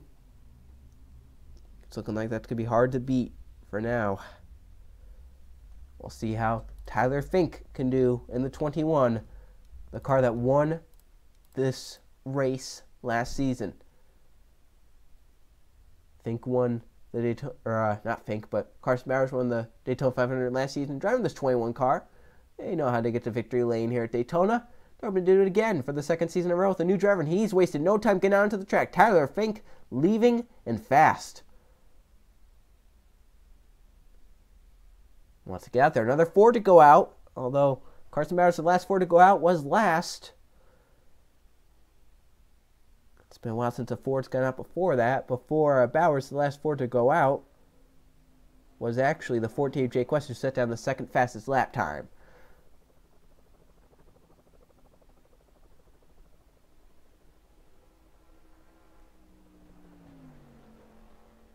Tyler Fink, his first Gatorade Cup Series season. A lot of rookies this season, for season number 7. Fink just trying to make a name for himself, trying to get out there and get a pole for the Daytona 500. If not, get a front row start for the 500. Get some momentum going early in the season. Once again, if you don't get that front row, the duels are going to be your best friend to try and get a better start position. You're a joke. I think, coming to take lap 1, 184 about across the stripes. That's right around what we've seen with these drivers lately. Something about the track slowing down. These have not been running as fast as they can be. Like we saw with Jeff Bright and Jake West, but could still be a pretty good lap time. 180s, he comes off a 2. Could get up to 181 possibly. Trying to get up to 182 as well.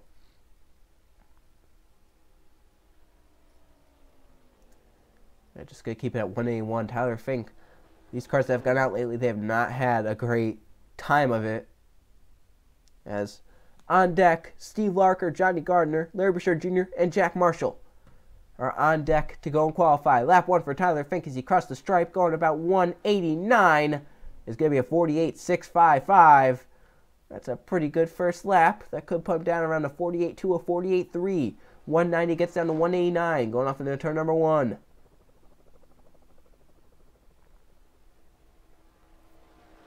Now it comes off of turn number 2, 181. As he comes off 2 down the back, he could get up to 182. He does. Tyler Fink trying to put down a pretty consistent, solid lap time. Off into turn 3.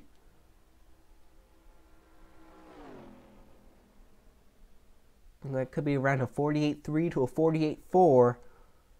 Could try and get down to that 48.2s though. We'll see though. Come down to the tri-oval. 188, 189. Up to a 48.276 for Tyler Fink. That puts him up towards the front of the order. That's the fastest lap since Trey Ray's gone out. So Fink with a pretty good lap time right there puts him up a little bit higher than what a lot of people have been going out as of late. Decent lap time. Not what he was hoping for, though. I bet he was hoping for a lot better than that. Next car out, Steve Larker in the 75. He's going to try and get out and put down the blazing fast lap time.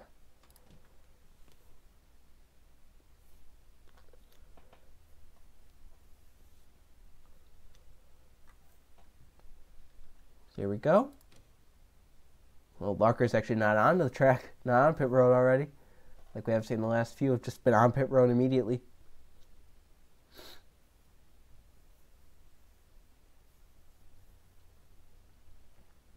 Now on deck will be Johnny Gardner, Larry Bouchard Jr., Jack Marshall, and Max Anderson. So we're getting down to about midway through qualifying. And we're about an hour and a half through stream. Q&A? Sure, if you send me questions, I'll try and answer them.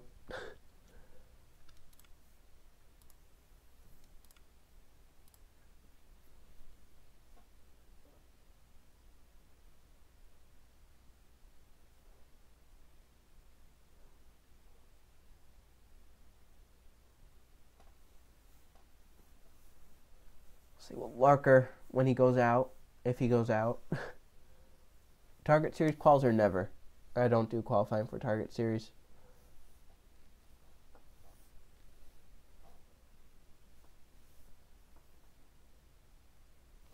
I need some water. I've not taken. Will 2018 be the last season for McMurray Cup? I don't know if Ganassi has another driver lined up right now to take that spot. So McMurray has about a year or 2 left.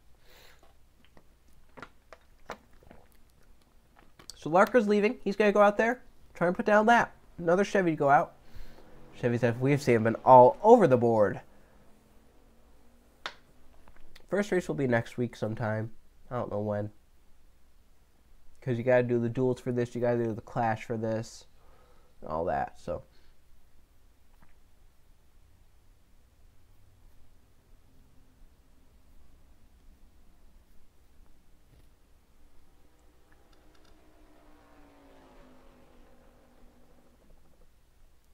So Larker is getting up to speed in the 75. I believe this is his first.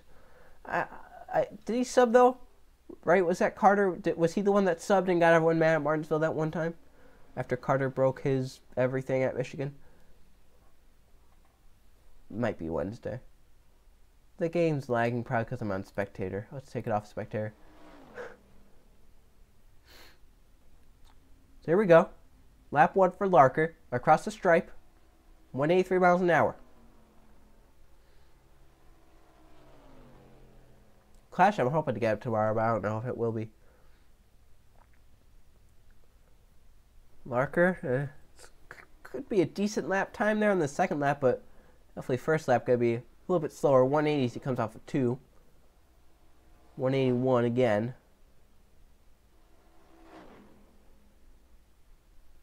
Larker off into turn number 3. First time at about full song. Larker through 3 and 4, picking it up to 182. There's the helicopter in the sky. Comes off of 4. 185, 186. He's really picking up here in the front stretch. That's a pretty good speed going into the second lap. 189 to cross the stripe of 48.688. I think we right around what Tyler Fink ran in the 21. Fink ran 48.276. It's a decent speed off into the corner, but I'm sure he would have loved to be faster. 181 as he comes off of 2. He try and get that up to 182. He does. See all those clouds there in the sky. Definitely helping these guys go a little bit faster.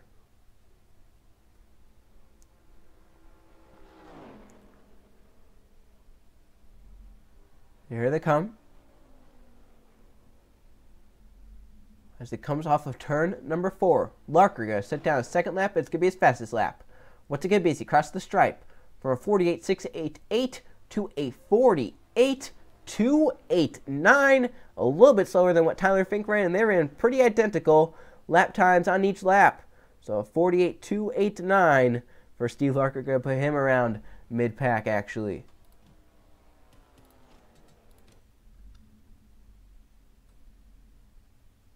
I think Jeff Bright's competing in all 3 series as well. Next car out, the 43 of Johnny Gardner. See how Gardner can do in his first Gatorade Cup Series season. See if he can pick up a pole or a decent starting spot to go into the duels. Gardner in the 43.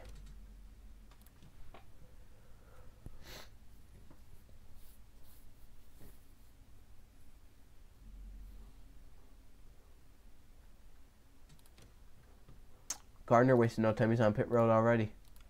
He wants to get out there and start his Gatorade Cup Series career off with a bang.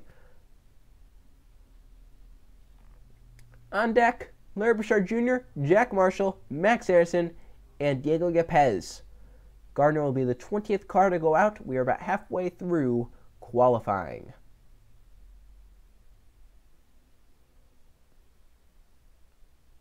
Code's got a feeling that that 43 will go slower than that 42. Will go slower than the 6. Gardner waiting though.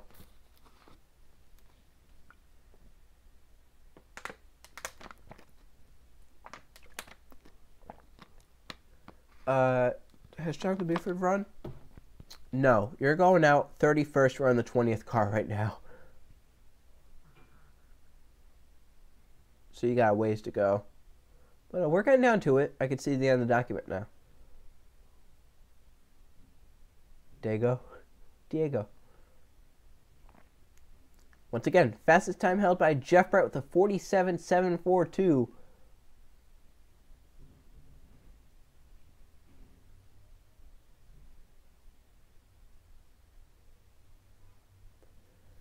We'll see if he ever goes out onto the racetrack. He's still waiting. Maybe he's waiting for that helicopter to land.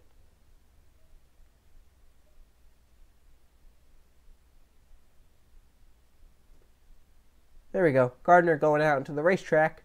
The number 43. 43's done big things ever since Marcus Sachi took over. Sachi was demoted.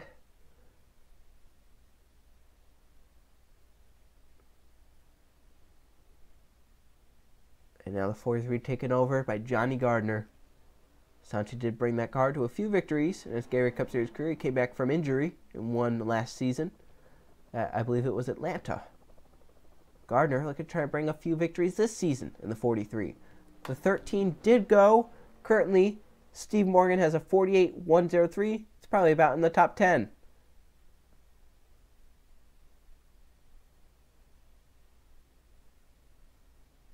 So Gardner get up to speed here. See what he can do on his lap.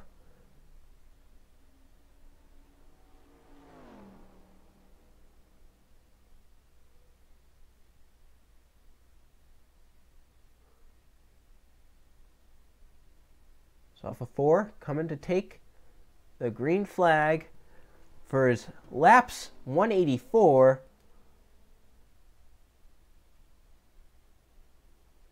And off into turn 1 on 187. That's not too bad. That's been a lot faster than what we've been seeing some of these drivers go out. Looks like he's going pretty fast through 1 and 2. If he can keep it around 181 as he comes off the corner, he's in pretty good shape here for his first lap. And second lap could be a lot faster. So down the back, Gardner, the pretty fast lap time, 182 right now down the back. Trying to get even faster on this second lap. He goes off into turn number 3. 182 off into turn 3. Still 182 up to 183 now as he comes off turn number 4.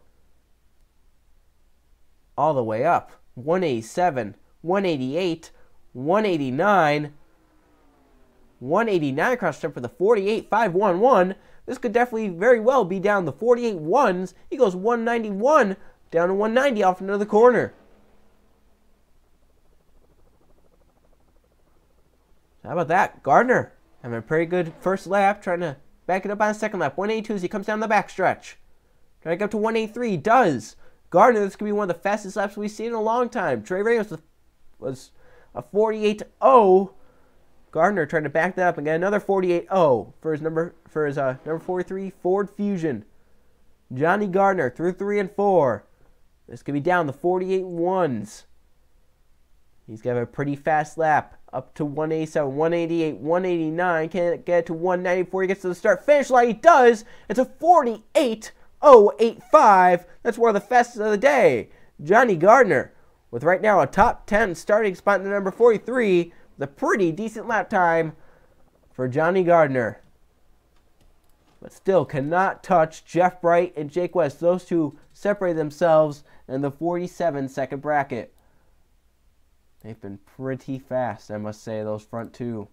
Next up, the 17 of Larry Bouchard Jr. And he's been, wow.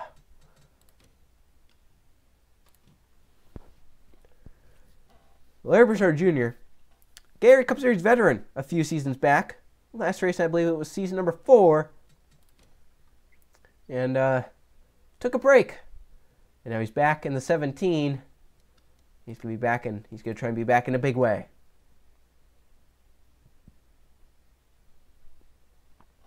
So we'll see when Bouchard gets into the pit lane. See when he goes out as well. Larry Bouchard Jr. trying to bring his Gatorade Cup Series experience back and run fast.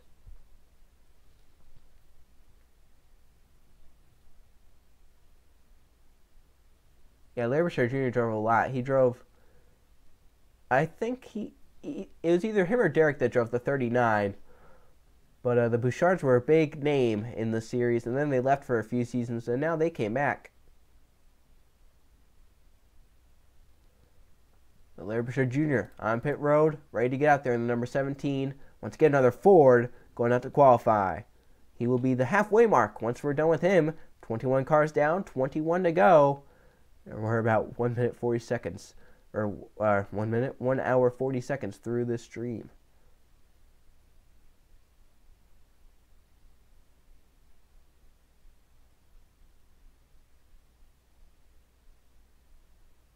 On deck, after Bouchard goes out, Jack Marshall, Max Ayrton, Diego Gapez, and Colton Yo are on deck.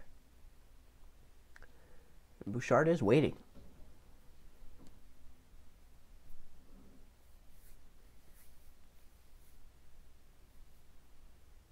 Maybe he's waiting for, maybe he sees a cloud coming and he thinks they can get an extra cloud out there and go faster.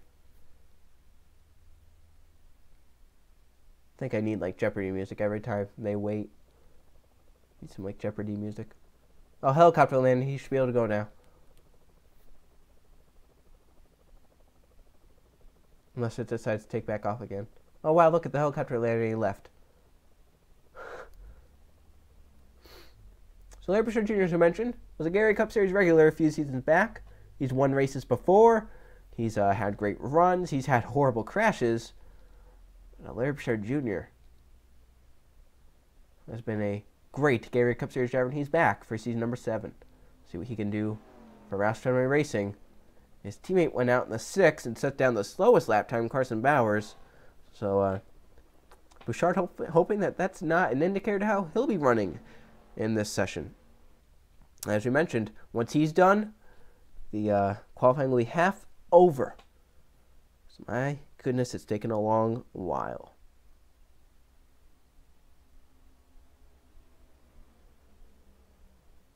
Pretty good speed off into the corner to come and take the green flag. We'll see what he does as he comes off of turn number 4.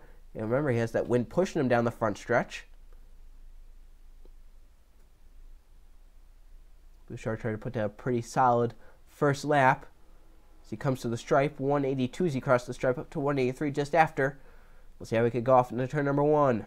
Keeping around 185. 185 off into the corner. That's not too great for Bouchard. And he's fading down to 180. 179. Down to 179 as he comes off the corner. And keeping it there. Trying to get up to 180. He barely does. Down to 179 as he enters turn number 3. That headwind he has to fight. Hurting them big time. These Fords, they've been up and down too. I really believe that Roush Fenway has really done something with their cars. They don't like the set that they've brought with their cars. So to the stripe, lap 1, a 49.031 for Larry Bouchard Jr. He's trying to break through and get into the 48-second bracket. 188 off into turn number 1.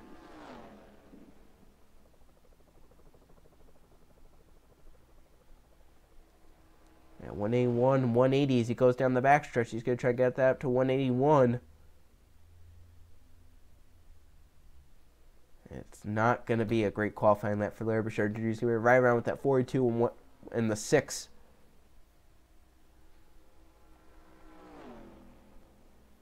He's going to be right around with that the 42 and the 6 ran. Remember, the 42 ran a 48.648. Bowers ran a 48.728. Larry Bouchard Jr.'s lap time will be a 48.651.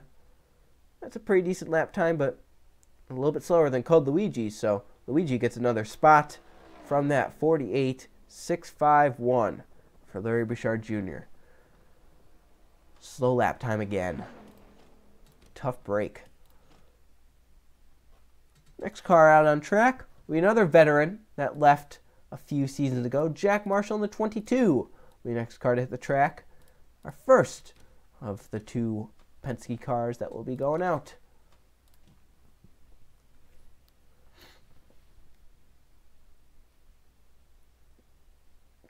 His team will be coming out in a few cars, but let's see what Jack Marshall can do to try and set the pace for Penske, possibly. Now, Jack Marshall has that rust that Larry has, as JJ just mentioned. Larry Bouchard Jr. has that rust from being away. Jack Marshall left just around the same time as Larry Bouchard Jr. I believe they both left in season number 2. Both had pretty stout careers. I would say Bouchard's just a little bit better than Marshall's. Marshall's back trying to prove that he can still race here in the Gatorade Cup Series. Yeah, Roush did not do great at all. So on deck, Max Harrison, Diego Yepes, Colton Yo, and Nathan Stapleton. After that will be Jake Galloway, Luke Rainey, Taylor Brian Price, Carter Friesen, Jonathan Beeford, Sebastian Kukulon, Dale Lightning, Mac Johnson, Danny Lloyd, Justin Zidell, Riley Sampson, TJ Hanley, Benny Watson, Derek Hamill, John Gambit, Griffin Lynn. I believe Marshall did win Homestead. He won it over Adam Lewis in the 11, his teammate.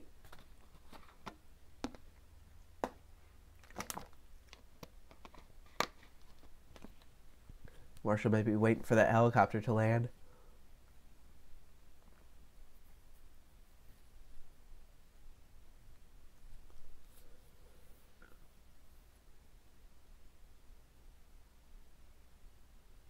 Marshall's still waiting. I'm telling you, something about that helicopter. Where's the helicopter cam? Oh, it's right above him. Oh, there he goes. Jack Marshall leaving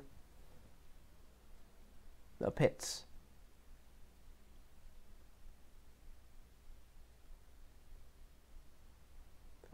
So Marshall leaves. He's going to try and set the pace for Penske Racing. As his teammate Luke Green will be going out just a few positions after him.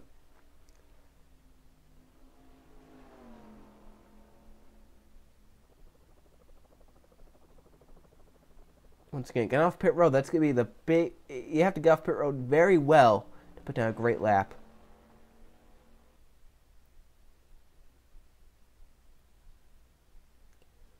Marshall got off pit road pretty well. Let's see how that translates though, going down the backstretch and off of 4 and all that. Right around 160. That's right around what some of these drivers have been running off in that corner that have been going a little bit slower. Just all depends on how he gets to the start line for his first lap. If he can get around 185, 186 off into the start-finish line, he'll be good. And he's 183. It's gonna be close down on the bottom of the list.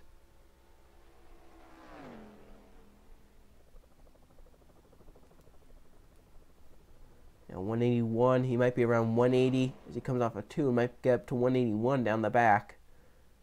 As of now, that car does not look too stout.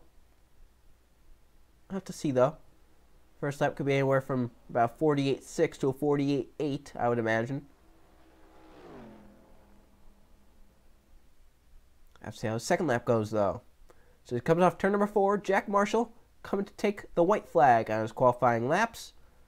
It's going to be, for his first lap, he gets up to 188 into the tri-oval of 48.759 for Jack Marshall. This could get him all the way down to about 48.3 or 48.4 on the second lap if he can kind of hold the pace he's been running. So Marshall through 1 and 2 of 48.759. Down the back, he might be able to get up to 182 right here. He does. 182 down the back. Trying to keep it there. It's going to be right around 48.3, I would imagine. They've been picking up anywhere from 3 to 4 tenths every lap. And off of 4, Marshall. Back in the Gatorade Cup Series.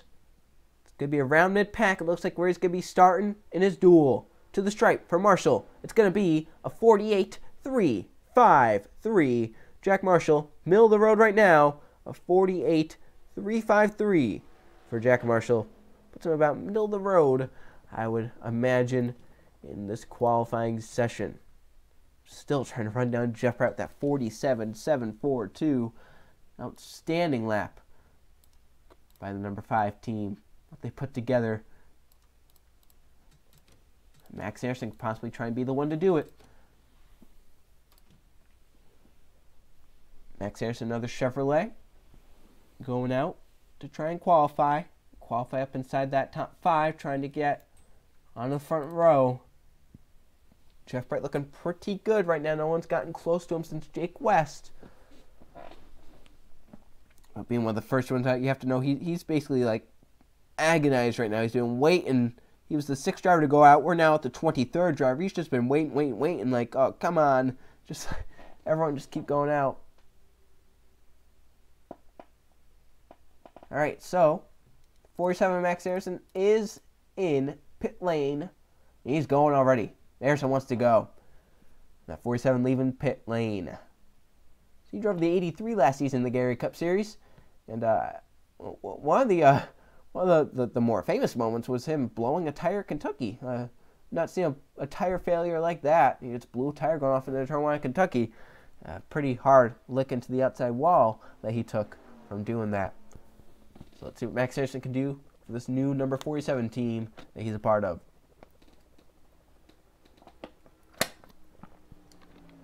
47 team was actually last season driven. Kyle Perry took the reins of the 47 last season, brought him to the chase, and almost won the championship. He had a pretty good chance at it, just could not get it done. See what Max Anderson can do this season. Off into the corner, about 159, right around what those guys have been running. I've been saying it. These drivers, they've been slowing down a lot. We'll see as he comes down the front stretch. What's the speed as he crosses the stripe? 181, 182. He has to get about 183, 184, 183. This could be a lap very similar to what Jack Marshall put down. Watch for about a 48.3 to a 48.4 on Max Anderson's lap, but only 186 off into the corner. That was not a great straightaway speed.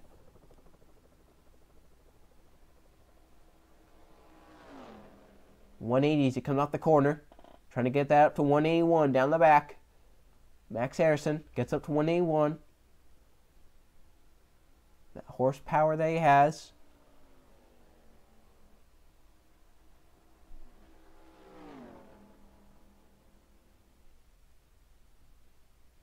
His first lap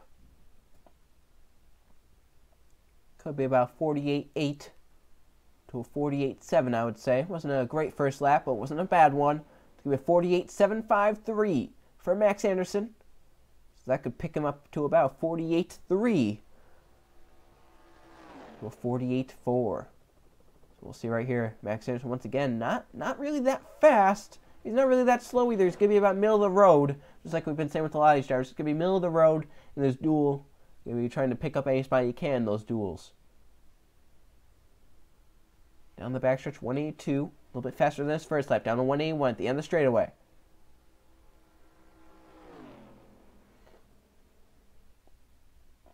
And off of the corner, Max Anderson.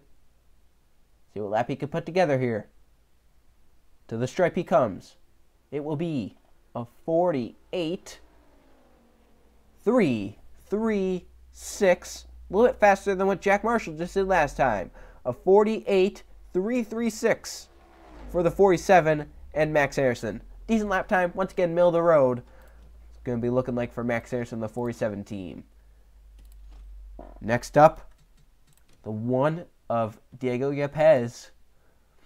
This is either a run that Luigi really wants to go out, really wants to happen, or he's fearing this run because if that one runs pretty fast, Luigi could be a little bit mad. But if that one runs just around what Luigi ran, it could be something about Chip Ganassi Racing.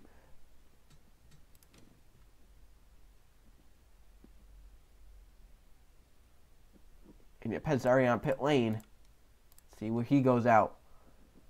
This one car has been driven by so many different people in the Gatorade Cup Series. I don't even know if I could say how many different people have driven it. Chris Dodd, Jay Jefferson, all these. Emmett Juckham last season. Griffin Lynn in the one.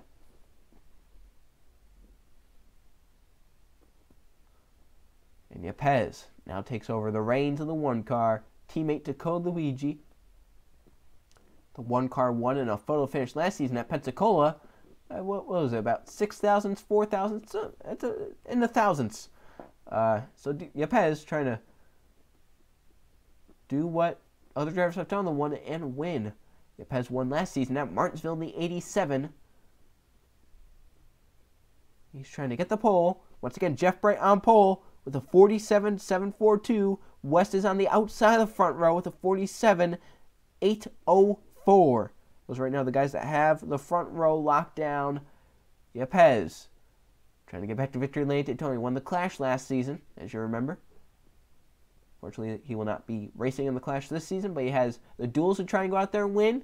Try and win the 500 as well. And it would all start with a great pole run here at Daytona. So Yepes still waiting to leave. And here we go. Yepes leaving.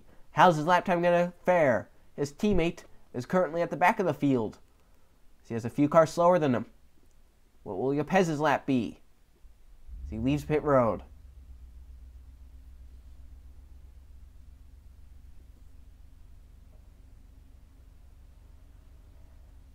We've almost been going for 2 hours on the stream. This is the 24th car to go out.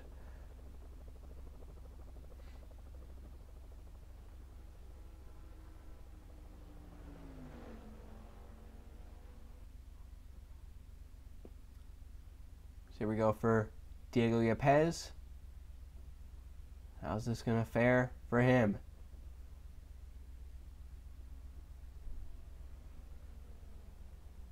Once again, about the same speed going off into the corner. Just all depends on how you can get that power down as they come off of 4. See how fast you can go get to that start-finish line. If you're anywhere from about 185 to 187 on this first lap, or come take the green on the first lap, you're in good shape. And Yepes looking like he could be in some good shape right now. It looks like he could go about 183, 184, 183 across the stripe. But remember, he has to take that speed all the way off into the corner. 186 off into turn 1. That's cutting it close.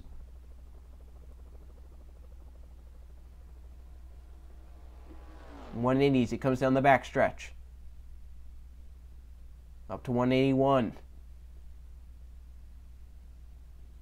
It's not looking like it's going to be a pole lap for Yepes. Could be a pretty decent first lap, though. We'll see. He has to get a good run here off of 4 and down to the front stretch. He has to get some good speed here. He is. That's some pretty good speed coming into his final lap. 188, 189 across the stripe. First lap with a 48.684. It's a pretty decent first lap. Coming off into the first turn now. And if how statistics has been, it'll be somewhere around the 48.2s once he gets out there and runs. So down the backstretch, keeping it steady at 182.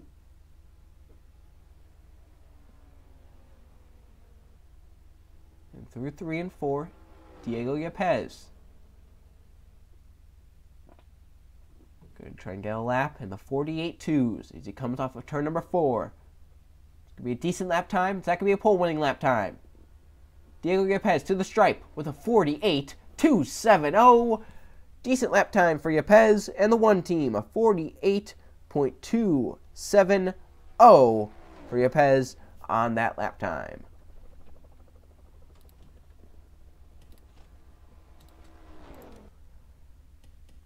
Was not good enough, though, to get to that pole. Jeff Bright and Jake West have been outstanding with how they've run.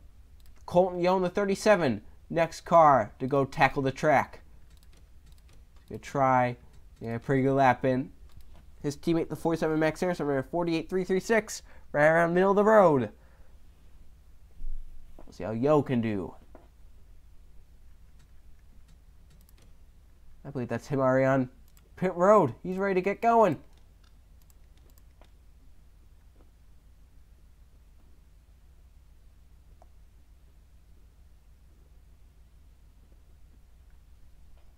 What we've been seeing, I said his teammate got 48.336. That does not mean anything. 2 teammates, the 1 and the 42, ran completely different lap times. The 5 and the 88 have run completely different lap times. The 5 and the 48 have run completely different lap times. It seems like the only teammates that have been pretty close to each other have been the Fords, the SHR Fords. Like the 41, the 4, the 10 were all pretty close, and the 14 really just kind of catapulted away from those 3. Other than that, the rest of the teammates have not been doing too well together. They've been pretty on opposite ends of the spectrum. So Yo trying to get out there and be faster than his teammate, Max Anderson. We'll see whenever he leaves pit road. It's been 2 hours. Well, it's almost been 2 hours. It's been 1 hour, 59 minutes, and 30 seconds. So we're getting pretty close. Does Yo leave before the helicopter comes or after? We've got a lot to talk about with Colton Yo, too, even though he hasn't been around the Gatorade Cup Series for a while. Last season was big for him in terms of a lot of stories happening with him last season.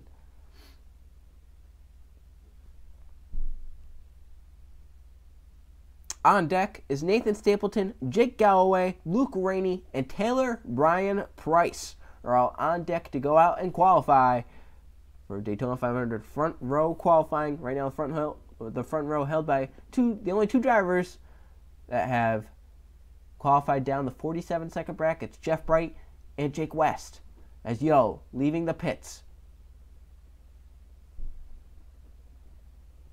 So Colton Yo last season was, my gosh, a lot happened to him last season. The 3rd race at Las Vegas, he was leading at the white flag lap. He didn't make it around to the checker flag inside the top 10.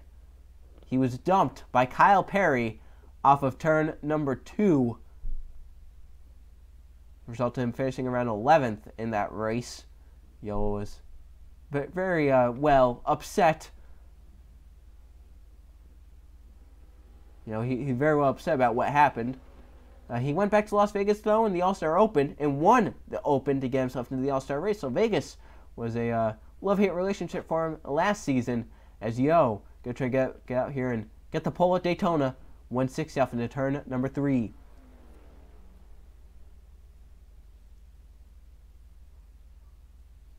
So let's see what Colton Yole can put together here for his first lap. He's coming to take the green flag. Let's see what speed he can get as he comes into the tri-oval. 180, 181, 182. Let's go about 183, 184 as he crossed the stripes. That's a pretty good first lap, possibly, for Yo if he can get up to about 186, 187 off into the corner. Gets up to 187, and then back down to 186. So stabilizing around 187, 186. This could be a little faster lap than what we've been seeing. We've been seeing 48.2s to 48.3s. We'll see, though. Be somewhere down the low 48-second brackets. I don't think it's going to be a run for Jeff Bright's pole. It could be a run to start inside the top 5 in his duel, though. As Colton Yo rounds off into turn number 3, 181 down the back. Could be a pretty decent first lap. Could be a mid 48-second first lap. Going to say around a 48.5 to a 48.4. To the stripe for Colton Yo. 190 across the stripe. 48.591, and now he has a second lap to try and make that even better. This could be a lap down around the 48.1s. 190 off into turn number 1. Jeff Bright, though, and Jake West, they've run pretty fast. They ran faster than that. 182 off turn number 2. Down the back.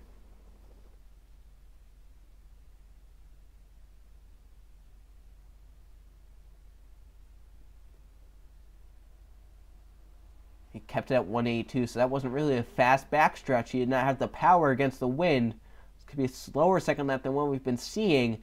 As he comes off the corner to the stripe. We'll see what he can do on the front stretch with that wind helping him, pushing him down this front. And it's going to be to the stripe at 189 miles an hour, a 48.181 for Colton Yo in the 37. One of the fastest laps we've seen lately. 48.181, that could be a pretty good start spot in his duel. He can hold up there if no one else runs faster. So how about that? Next car out will be the 27 of Nathan Stapleton. So he ran the 27 car last season, just like he is this season.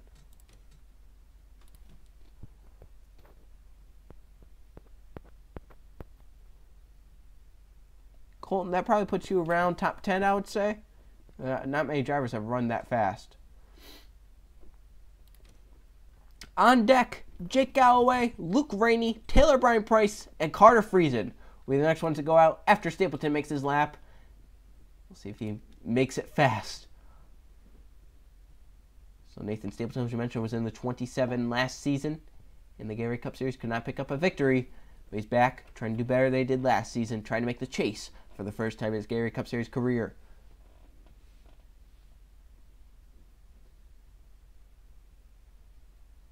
It's all about how you get off pit road, too, and how you can do down the front stretch.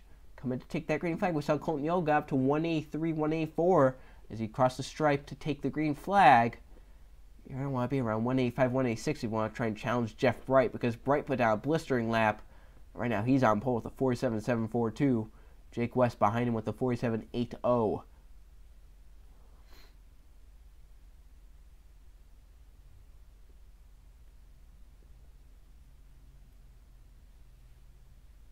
Just waiting for him to leave pit road now, whenever he wants to.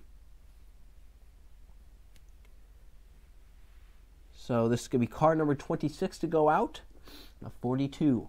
So far, we've only had one mechanical issue. That was the 34 Biff Crafton. He made one lap, and the engine blew going off into turn 1. His first lap was still a pretty decent lap time, though. It got him a few starting positions. But I don't know, if he could have run that second lap, it could have been a pretty good lap, I would imagine. He ran about, a 48.6. That could have been down around a 48.2. So we'll see what Stapleton can do.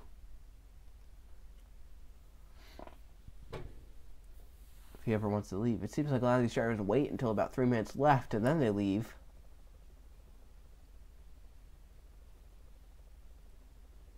And he's leaving at exactly 3 minutes left. You saw Gatorade victory lane. Drivers will be standing in that for the duels, the clash, Trek Series, Target Series, Cup Series.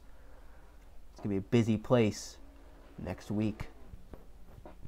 And Nathan Stapleton. In fact, today he'll be a busy place. The front row stars will be in there taking pictures for their cars starting on front row. So here comes Nathan Stapleton.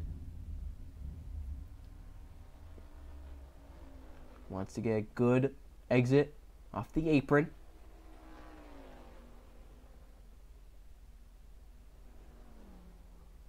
See that? You can see how cloudy it is. It looks like there's even more clouds than there was before. Stapleton coming down into turn number 3. That's a pretty slow entrance to turn 3, though, I must say. I've seen a lot of people hit about 160 right around that line. He hit it a little bit after that line. Now that cloud cover could help him out. We'll see as he comes off turn number 4. We can get that speed up coming to the start-finish line. It looks like this could be a pretty slow lap, though. He's only got up to 182. If he get up to 183, he did. Could be a pretty decent lap time, though.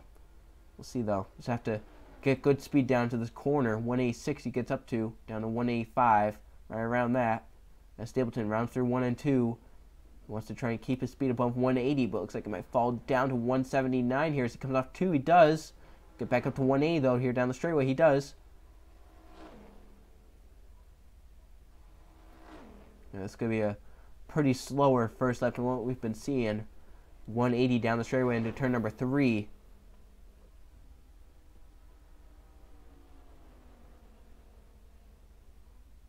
And through 3 and 4, his first lap.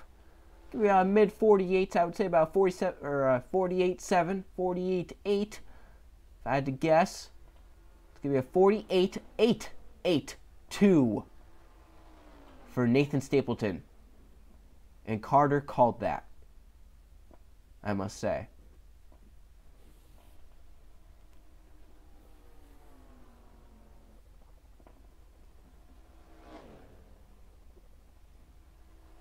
And on the backstretch, keeping it stable at 181.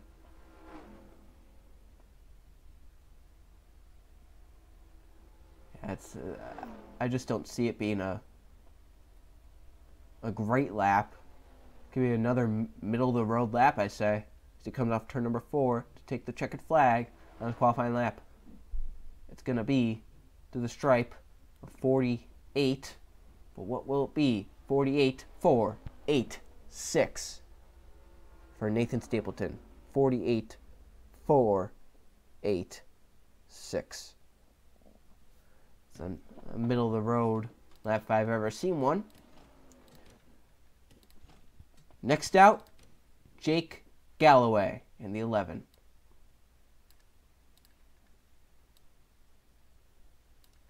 Galloway drove that 11 car last season, but it was a disaster basically all season for him. He did not have the luck that he needed.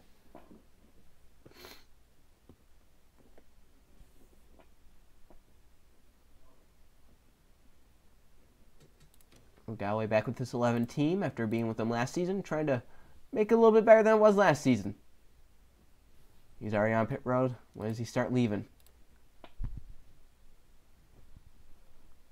All right, on deck, Luke Rainey, Taylor Bryan Price, Carter Friesen, and Jonathan Buford.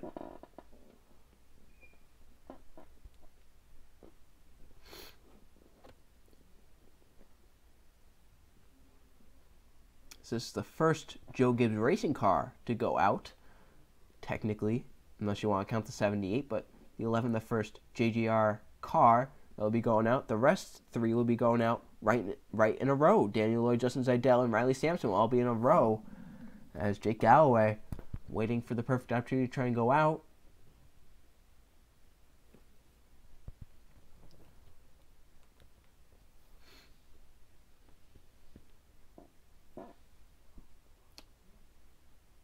You know, these drivers are wondering how Jeff Bright and Jake West got out there and did those laps. Like, they came out of nowhere, those laps did. And these drivers are wondering, how did they do it? Can we can we try and run faster than that? Is there a way? How did they run that fast? Right now it's a Chevy and a Ford front row.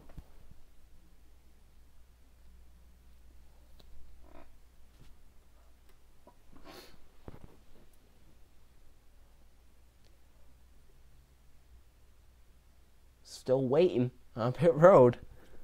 Right. Once again, around 3 minutes has been when a lot of people have been deciding to get out onto the racetrack. Helicopter lands and he leaves. So the helicopter had a lot to do with some stuff apparently. So Galloway leaving, 55-mile-an-hour pit road speed. He's gonna get out. He's gonna try and put down a flyer to try and get up onto the front row. You have to get down to the 47s to try and get onto that front row. Only 2 drivers have done it.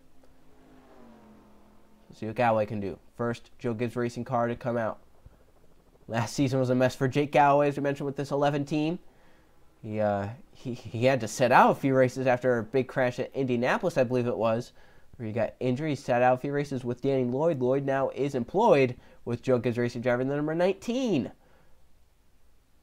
So Lloyd's substitute ended up working out in his favor, subbing for friend Jake Galloway. We'll see what Galloway can do on his qualifying lap. He wants to start the season right, and what you do is to set a good lap down Daytona qualifying, showing that you have the most horsepower here at the track. So come to the stripe to start lap number 1. The amount of power at the stripe going to be around 183. 183 is across the stripe. Galloway starts lap 1. He's trying to pick it up to about 186 off into the corner. That's what a lot of people have been doing, and almost up to 187. That was a pretty good front straightaway there for a guy that ran 183.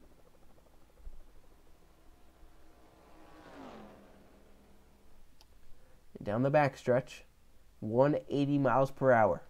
181, picking it up. How's this first lap going to be? See it being a decent first lap. I don't know if it's going to be up there inside the top 10, but it could be a decent first lap here. Trying to pick it up as he comes off turn number 4. He had a little bit of a struggle there off of 4, maybe a little bit tight. As he comes to the stripe, lap time, number 1 for Jake Galloway. 48.757 for Galloway. I could pick up to about 48.3 at some point on this next lap. He's fading a little bit as he comes off of turn number 2. Keeps at 181, almost at 182. And down the backstretch, he's going to try and pick it up to 182.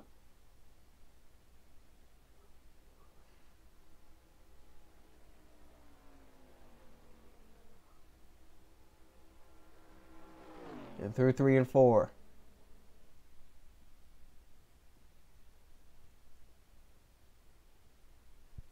Gonna try to be another quick lap into the tri-oval. Lap time for Jake Galloway. Second lap, a 48.346. For Jake Galloway, it's going to put him around middle of the road. As we've been mentioning, these 48.3s, they've been right around middle of the road. Jake Galloway, 48.346. At his qualifying time. Next up, number 2 of Luke Rainey. We have a lot to talk about with him as well. He's been around the Gatorade Cup Series for a long time.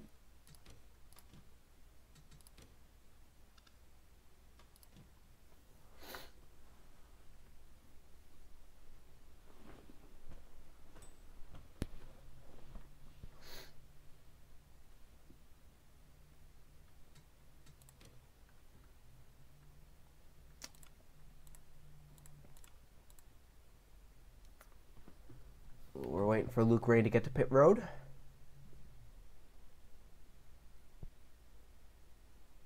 On deck, Taylor Bryan Price, Carter Friesen, Jonathan Buford, and Sebastian Kukulon are all on deck for qualifying here at Daytona. Been a while since we've seen someone run fast. All these lap times lately have been around mid-48s. Fastest lately has been Colton Hill with a 48.181. Before then, Johnny Garner with a 48.085. Hasn't really been a fast lap.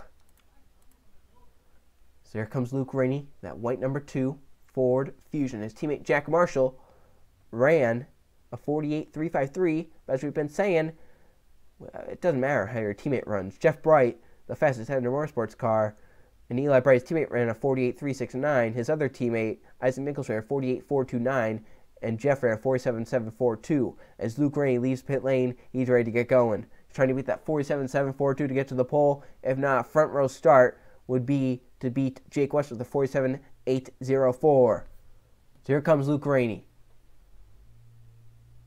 He's going to try and get around and get his first lap started in the right way. You way around this long, you're hoping that nothing goes wrong. You're hoping everything goes smooth and you just get a nice solid lap down.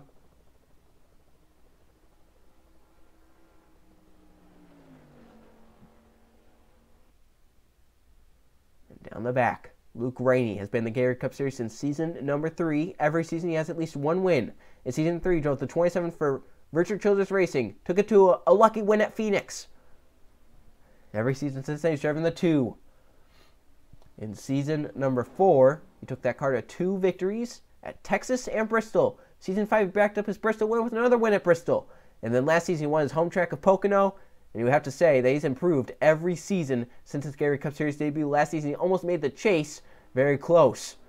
So across the stripe, almost at 184. That's a pretty good first lap, or a pretty good start to the first lap here. Almost 187 off into turn number 1.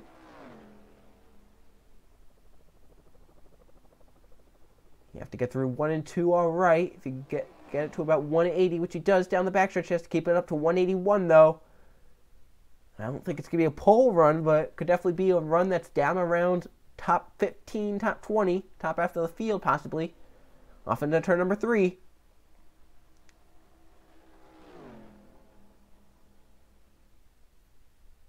Could be a decent first lap for Luke Rainey.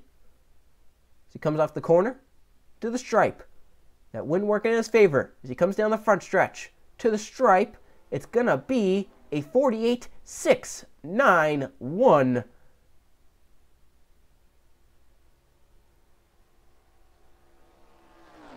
A 48.691. It could definitely round up to a 48.2. As he comes off of turn number 2, trying to keep it at 182. He couldn't. He kept it down to 181. Trying to get back up to 182 now. These runs lately have just not been too fast for some of these drivers, and they definitely wanted to go a lot faster, but here we go off into turn number 3.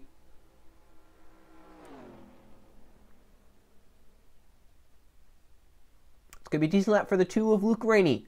As he comes off turn number 4, trying to improve on his Gatorade Cup Series career, trying to start out with a bang. Here at Daytona, to the stripe he comes.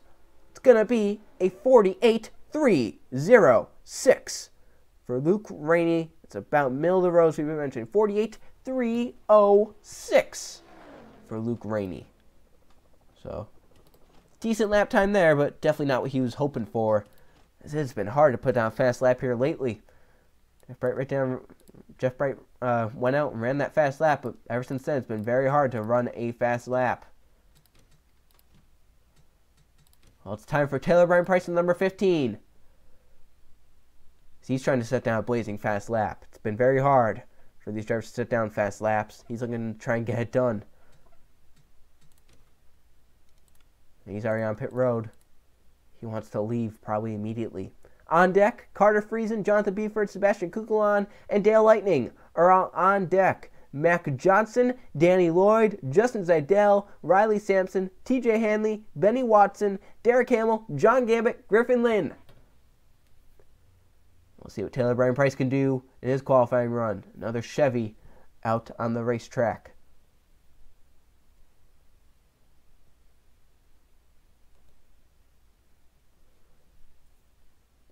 This is getting down to the nitty-gritty. You know, Jeff Price is just sitting there kind of nervous all like because he has to wait so long for this to go right. These drivers that have not sit down laps that they know is not going to be on the front row. They've just gone. They left. They probably went to their hauler. They probably went to their bus, just going to watch qualifying on the TV now after doing interviews and whatnot. They know that they're not going to be on the front row. They know they're not going to have to do anything in the in victory lane. So here we go. Brian Price. We're just waiting for him to try and leave pit road at any minute now. Looking pretty good for Jeff Bright, definitely. Anything could still happen, though. Someone could get that slight wind that works in their favor. Bigger cloud cover. It could work out in someone's favor. But right now, Jeff Bright, Jake West looking pretty good to sit on the front row for the Daytona 500. As long as, of course, they don't crash in their duels. That could definitely happen. So Brian Price, weighing it down. Wants to wait as long as he can before he can sit down his 2 laps. Once again, a lot of these drivers have been leaving around the 3-minute mark. Price still waiting in the pits. Code Luigi just told us he went out to eat at one of the restaurants near the track. Fun fact. So Brian Price leaving the pits with just under 3 minutes.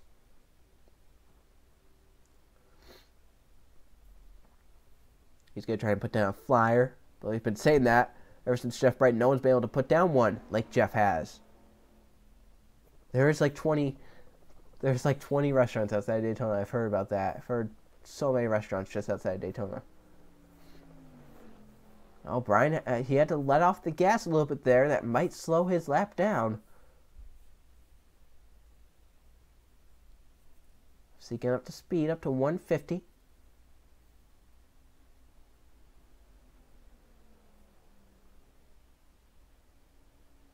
I'm not giving you my location. I'm looking like a pretty slow get up to speed lap, but let's have to see what we can do on the second lap, which is always going to be the fastest lap. But you need to get up to speed to have a good second lap to the stripe. This could be a pretty good first lap, though. It's up to 184 across the stripe. Get off to 187 off into the corner. Taylor Brian Price, one of the fastest off into the corner we have seen in a long time.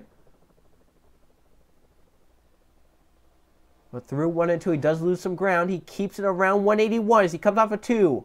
Okay, he comes up to 182 down the back. Trying to be one of the fastest we've had in a long time. Here comes Taylor Brian Price, 182 down the backstretch. This could be a pretty good first lap. Could be right around a mid-48 second bracket. Goes off into turn number 4 to the front stretch. What's this first lap going to be? Could get up to 190 into the tri-oval. 189 across the strip. That's a 48.532. This could set him up for a 48-1. Somewhere around there.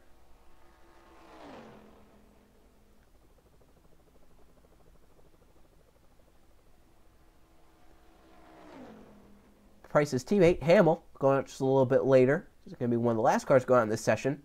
This could be a pretty good lap for Taylor Brian Price. This could be a top 10 lap time.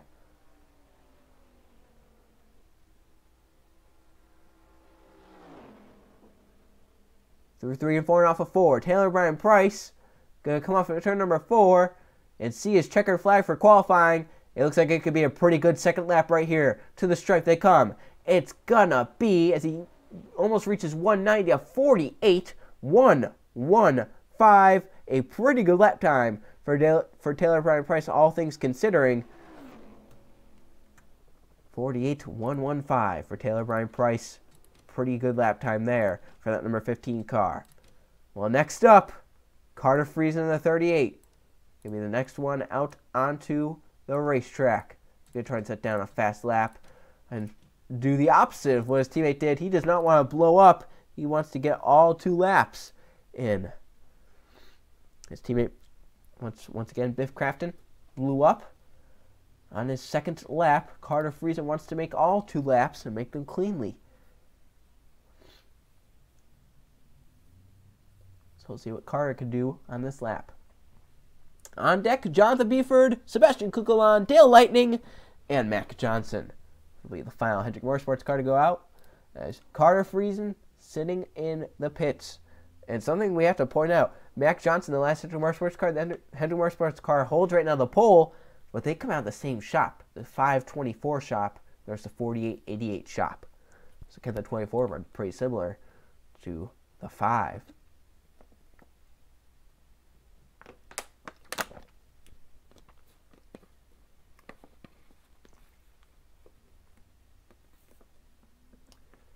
I think I got all the cars, yeah.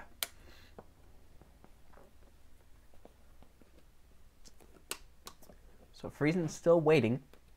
So big waiting game. He is going to be the 30th car to go out for this qualifying session. Been a long qualifying session with these single car runs. That's what happens. It's a good thing we're not doing 2 rounds.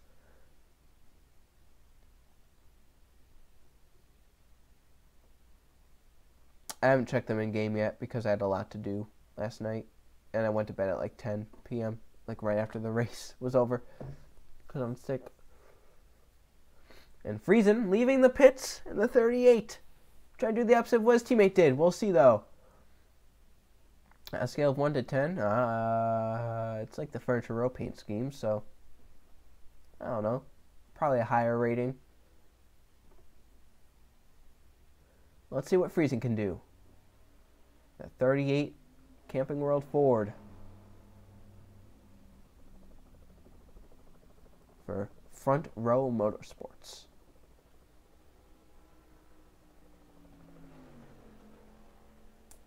Just have to get up to speed.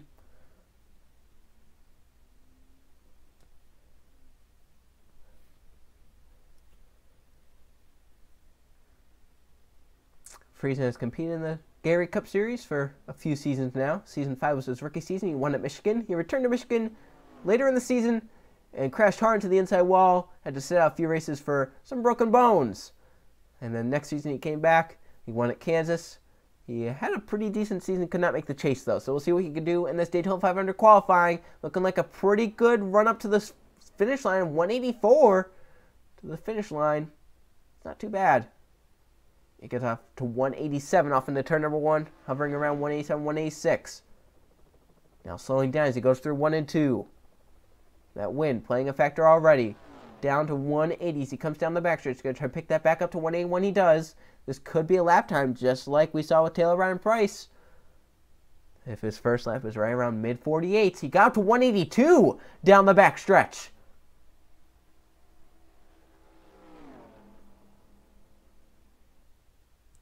Through 3 and 4, Carter Friesen looked like a pretty good lap time for that 38 car. His teammate on his first lap, the 34, he ran a 48.637. Friesen's first lap will be a 48.578. That's a pretty good first lap. This could put him right around what Taylor Bryan Price ran in the 15. He's already doing better than his teammate. He made it farther than his teammate. Let's see, can he make it all 2 laps, though? That's a pretty good exit to turn 2. Kept it at 182 as he comes down the backstretch.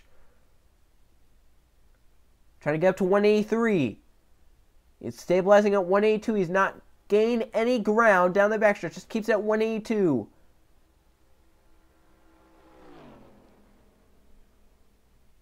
This could be a pretty good lap for Carter Friesen. He runs off 3 and 4. Friesen's second lap time is going to put him well inside the top 10, it looks like. To the checkered flag for Carter Friesen's qualifying lap. It's going to be a 48.175. Carter Friesen with a pretty decent lap right there. A 48.175 for the 38 of Carter Friesen. Great lap there. Next out, Jonathan Buford and the 33. There's a lot of 33s for some reason.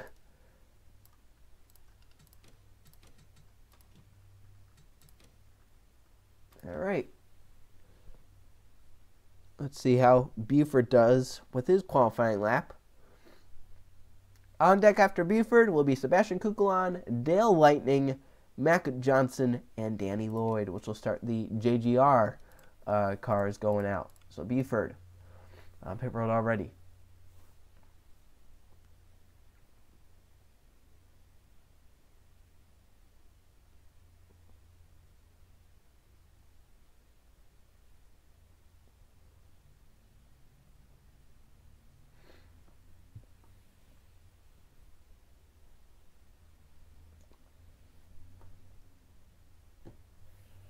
Still waiting for Buford to leave. It'll be the 31st car out on the racetrack. This stream will probably approach 3 hours, probably even go over into 3 hours. You gotta know, Jeff Bright's feeling a little anxious right now, though, because the last two cars have run into the 48.1s. Is the track starting to speed back up? Is there something about the track? Something about the cars that are going out later? They're picking it back up. It's going to be interesting to see if they can pick up into the 47-second bracket, something we have not seen since Jake West ran that 47.80 compared to Jeff Bright's 47.7. Jonathan Beefer has been around in the Gatorade Cup Series for a good amount of time.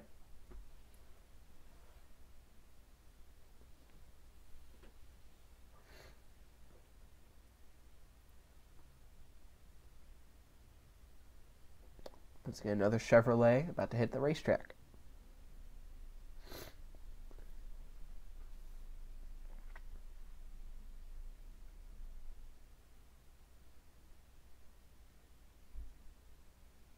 You think there's one person who could beat Jeff's time coming up, and who's that, do you think?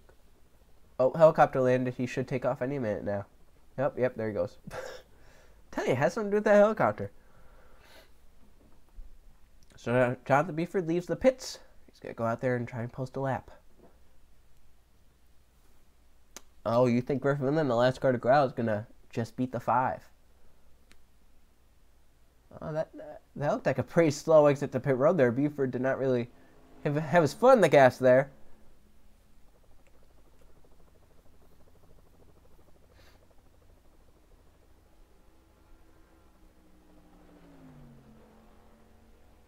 Up to speed for the 33. Again, we mentioned with these restricted engines, it takes a while to get up to speed here at Daytona and Talladega.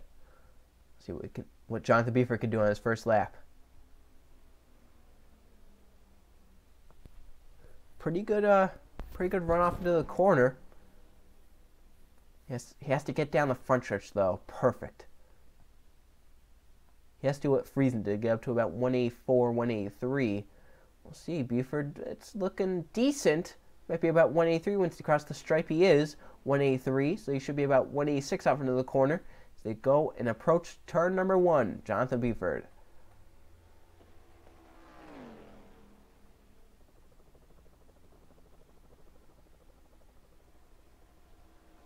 Oh, but he's fading through 1 and 2. He fell down to 179 for a second there.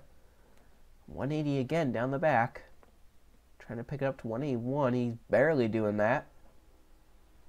Looks like it could be another middle-of-the-road lap there for Jonathan Buford. I don't really see it being a blistering fast lap. I see it being about middle of the road once again, around a 48.3 once he gets to his second lap. So as he comes into the tri-oval, lap 1 for Jonathan Buford, it will be a 48.795 for the first lap. It's going to put him, if he runs about 4 tenths faster, around a 48.3, 189 off into turn number 1. Now, we talk about these cars picking up, and now they're fading again down to the 48.3s. It looks like it's going to be for Buford unless something happens to his car mechanically. Down the backstretch, 181. Can't pick it up. Still trying to pick it up. Keeps it at 181. It's going to be hard for him to get a lap up there in the 48.2s. Looks like it could be a high 48.3 to a low 48.4. I just don't see him making that big of a move forward. Buford's second lap. It's going to put him towards the back of the field, is my guess. It's going to be a 48.4 flat. 48.4 flat for Jonathan Buford. And that is a slower lap time than what we've been seeing.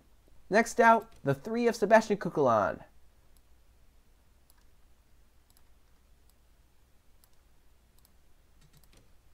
Will be the next RCR car out. His teammates already went out. 27 and the 31. 31 ran a 48.441. Stapleton ran a 48.486. As we've been saying, teammates are not something you could go off of, as he's already leaving the pits. Kukulon wasting no time getting out there. He's excited for his Gatorade Cup Series debut. Sebastian Kukulon out onto the racetrack. Already in that number 3 car. He's wasting no time. On deck, Dale Lightning, Mac Johnson, Danny Lloyd, and Justin Zidell. They're getting ready to get going. Kukulon wasting no time, especially to get going.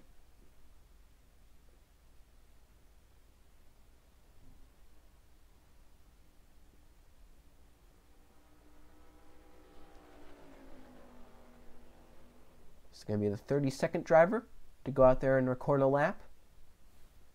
See what we can do in this number 3. It's been a while since the number 3's ran in the Gatorade Cup Series. About 160, once he reached that white line, that could be a pretty good first lap. If he can get off turn number 4 well, get a pretty good speed here.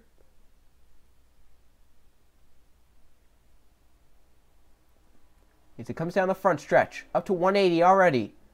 This could be a pretty good first lap. 184, almost 185 at the stripe. This could be a pretty good lap for Kukulon right here. 187, almost 188 off into the corner. It was 188 for a second there. Kukulon, this could be a good lap. Hold it right there, 181. It could be a good backstretch. It's a 182 down the backstretch. This could be one of the better first laps that we've been seeing. This could be a mid-48 second lap time for this first lap. Picking up through 3 and 4. Kukulon as he comes off 4. What's this lap time going to be? He's picking up speed down the front stretch. And to the stripe, 190. It's going to be a 48.385 on that first lap. This could challenge for the front row if he picks up enough. Through 1 and 2, this could be a sub-48 second lap time. Off of 2, 183. Down the back. It's a pretty good first lap. Can you get up to 184 down the back stretch? That's where the 14.5 ran so well down the back. But he did not get up to 184. This is going to be, I would say, third. I think this could be a third place lap time, but still a great lap for Kukulon. He goes through 3 and 4, and off of 4, this is going to be it. The lap time for Kukulon. Trying to be a 47.804 to get onto the front row. A 47.978 will put him in the third position. Nothing to be ashamed about right there. Sebastian Kukulon, his first ever Gatorade Cup Series start. He right now is a third position. Locked down. That's a pretty good lap time for Sebastian Kukulon. Nothing to be ashamed about right there.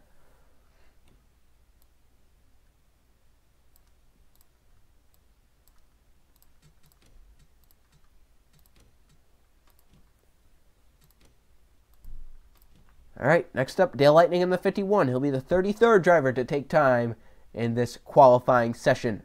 Trying to back up what Kukulon just put down. That was a blazing fast lap time. So Dale Lightning, he's going to try and break himself into the top 5.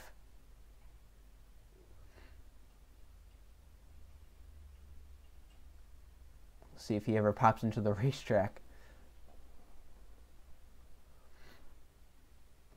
On deck now is Max Johnson, Danny Lloyd, Justin Zidell, and Riley Sampson. 3 of the 4 Joe Gibbs racing cars going out right in a row here at the end of the session. And we're coming up onto the end of the session. So we've got about 20 minutes until we're 3 hours streaming. So Dale Lightning is on pit road. We'll see when he goes. So far, only 3 drivers have put laps in the 47-second bracket. But it's just shown that this track still has that speed. You just have to have the right setup in that car. Sebastian Kukulon puts down a lap that we have not seen. Like, it's been a while since someone's put a lap down the 47-second bracket. Jake West was the last person to put down a lap in the 47-second bracket. He went out 8th. Kukulon went out 32nd. So Dale Lightning try and get a lap down the 47-second bracket as well. So we're getting down to it. 10 drivers left to go out and qualify. And Dale Lightning getting ready.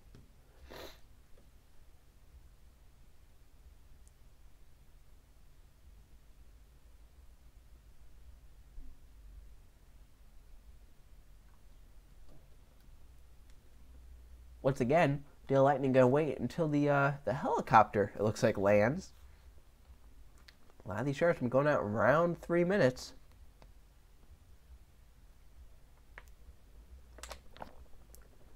Once that helicopter lands, I would not be surprised to see that 51 take off. He's waiting until after 3 minutes. A lot of these drivers have gone right around 3 minutes. He's going to wait a little bit. The helicopter took off now. He's still on pit road. He's still waiting. And the fear is you have to have enough time. He's going out now. It's going to be pretty close on time. He should be good enough, though.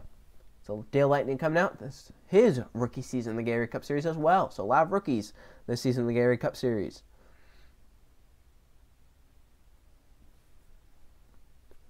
So here comes Dale Lightning.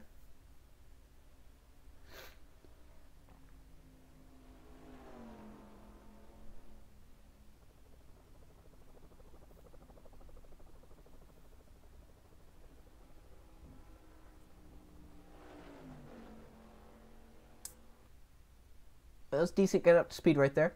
Getting off pit road.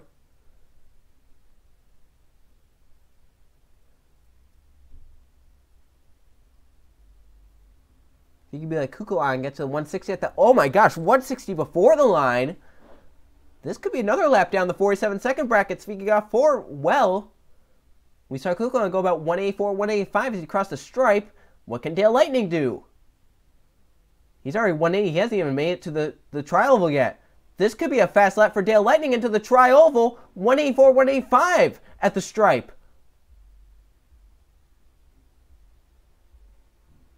Lightning, 187 off into turn 1, 188. Barely.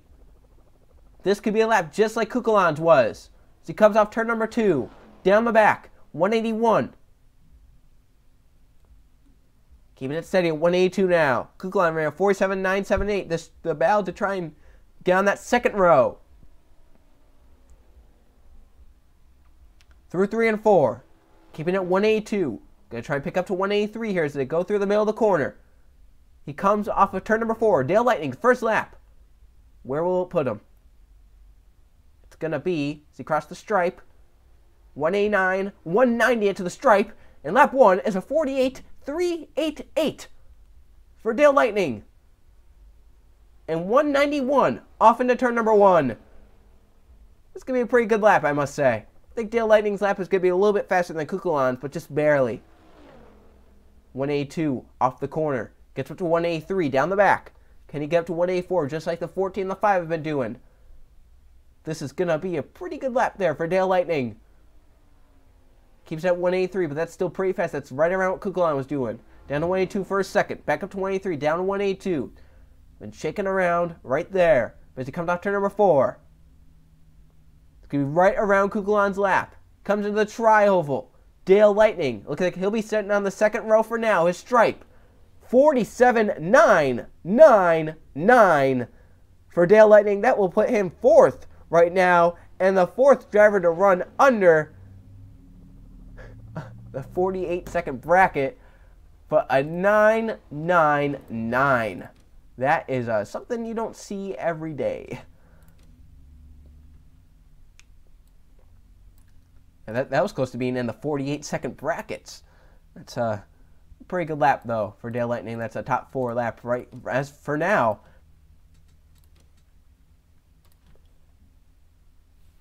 Next up, Mac Johnson in the 24.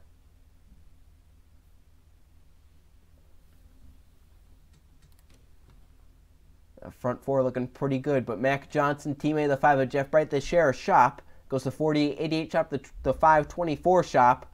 So you know that they might have a similar setup to what the 5 has in that car. Can Mac Johnson run what Jeff Bright ran? Can he run similar to that? Can he get up there and make it a Hendrick Motorsports front row? He's going to look to do that here in his qualifying run. Still waiting for him to get to the pit road.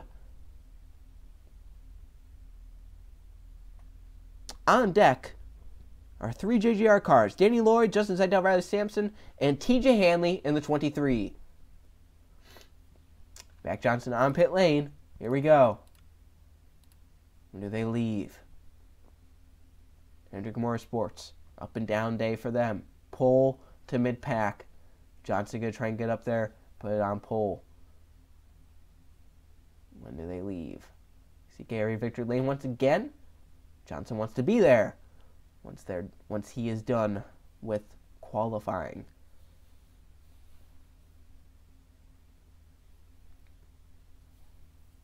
Sure, what cars are open? Just give me a random car. Whatever car you feel.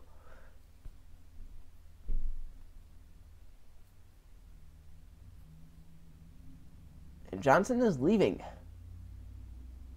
So here comes Max Johnson, trying to put down lap similar to his teammates Jeff Bright's lap.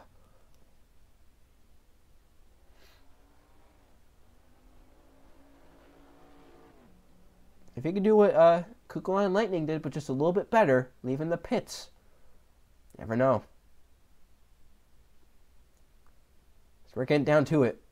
These drivers that are going out, they know that if they put down a fast lap, they know that there's a good chance that they're going to be starting inside the top 10, inside the top 5, depending on the lap they put down. See the cloud cover again. It looks like it's just a little bit more than what we've been seeing. Clouds are definitely rolling in just a little bit more. We'll see at this line right here. It looks like that white line really is an indicator. Right now, 159. That could be a decent down at the bottom of the 48-second bracket, around a 48.1 to a 48.2. I just don't see it being a 47-second lap time, though. But we'll see here. See how Mac Johnson can do. Coming to the green flag. 180 into the tri-oval. 181. 182 could be a 183 once he reaches the stripe. That's going to be a pretty good lap. It's not going to be down the 47 seconds, I don't believe, but it's going to be pretty decent. 186 off into turn number 1. Slowing in that wind that he's already been hitting. Down to 179. 180 as he comes down the backstretch.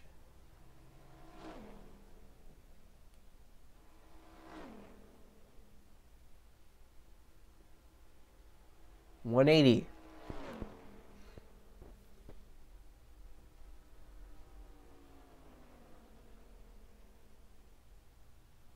Now off of turn number 4, Mac Johnson. To the stripe, 188. 48.814. I think that's a lot slower than what people were anticipating right there. A 48.814 for Mac Johnson. You're going to try and pick that up here on his second lap. Now, I think that's going to be a mid-pack run once again, right around where his teammates ran. His other two teammates, Nichols and Eli Bright. Nichols ran a 48.429, and Bright ran a 48.369. So, head to Motorsports, besides Jeff Bright, has not been doing too well here in Daytona 500 qualifying.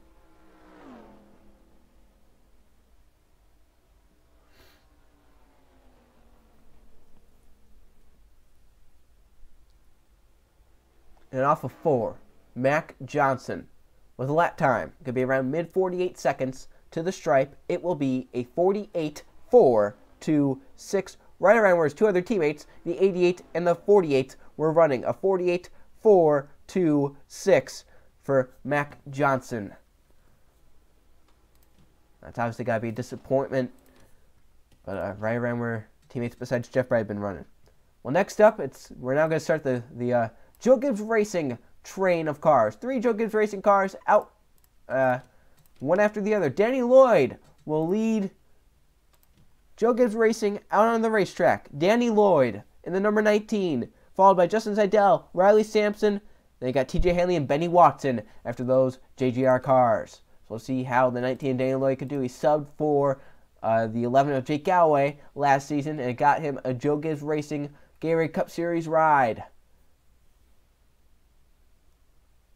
See how he can do at his own ride down, the number 19. Last season, Joe Gibbs Racing was only a 3-car organization, so they picked up this car, and they gave Danny Lloyd a shot. He's going to try and get out there. So he's already on pit lane, number 19. We'll see what he can do. So currently, fastest time, we have to keep mentioning this. Jeff Bright, fastest time with a 47.742. Second place is Jake West with a 47.804. Third, Sebastian Kukulkan with the 47.978, and Dale Lightning with the 47.999.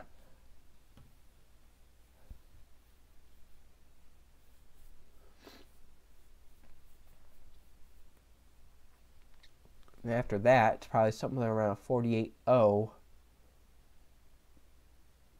Now we got Trey Ray with the 48.033. That might be 5th right now. I know Jay Jefferson's up there inside the top 10 with a 48.048. I know those guys are feeling pretty good about their cars, single car runs. How are they going to do in the draft, though? Maybe some cars take away that single car run speed to try and make their cars handle better in the draft and go faster in that draft.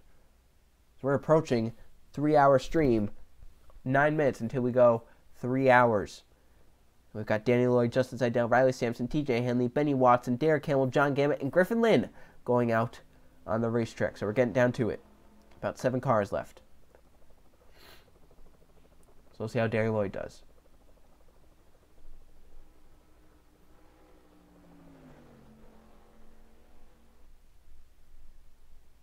It probably already does say 3 for you, but my stream thing says 251. So the only Joe Gibbs car that's gone out is the 11 of Jake Galloway. And Galloway set down 48.346, so right around the middle of the pack as we've been mentioning. We'll see how Lloyd can do. And he's looking pretty sporty as he comes off turn number 4. So have to see, though, the speed at the stripe. We're going to talk about that speed at the stripe. 180, 181, 182, 183. He can get up to 184. This is going to be a pretty good lap. 184 at the stripe. Probably just in the same video. I think Code didn't enjoy his qualifying run.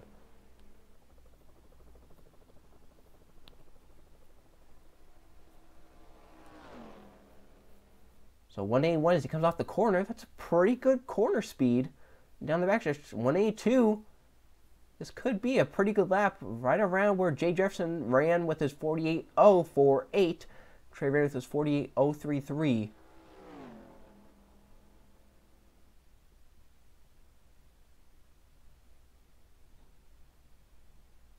So here he comes into the tri-oval. 187, picking up speed. That wind pushing him down the straightaway to the stripe.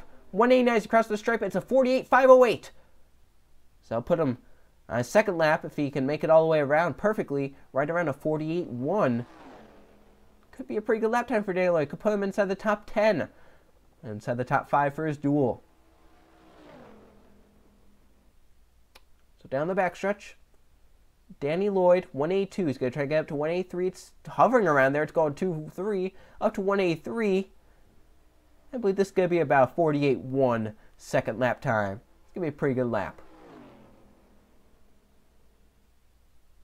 So off the corner. Coming down to the checkered flag. First start for the end of qualifying for Danny Lloyd. The time. A 48.113. That's a pretty good lap time for Danny Lloyd. A 48.113. That's going to put him into the top 10, I have to believe. It's a pretty good lap time. And, you know, if you're the next 2 JGR cars,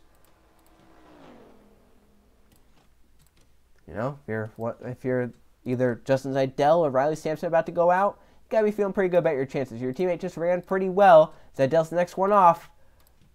Let's see. So let's see what Seidel can do in Sampson. After Seidel, we have Sampson, Hanley, Watson, and Hamill. We're getting down to the end of qualifying for the Daytona 500. Justin Seidel, next one to go and post a lap. Teammate to the 19.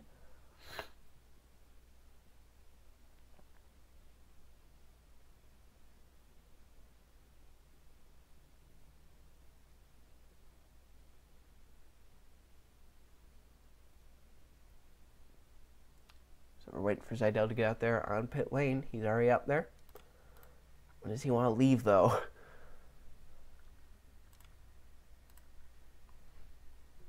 That bright yellow number 20.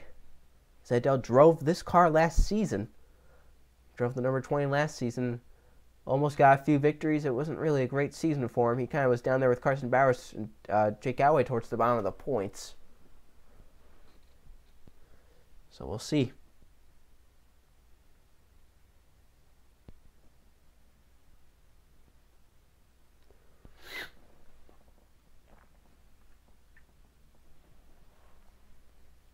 And Seidel leaves. Let's see what lap he can put down. Is it going to be similar to his teammates Danny Lloyd, 48.113, or will it be similar to his other teammate Jake Galloway, around 48.346?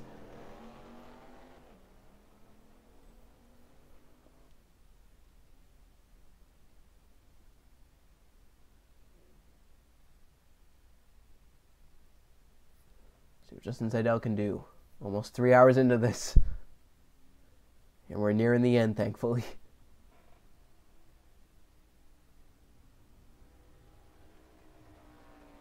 Let's see what Seidel can do. Once again, that line at the end of the backstretch really is an indicator. If you're about 160 once you reach that line, you can be in good shape. We saw that with the 19. We saw if you reach 160 before the line, you can run down that 47 seconds.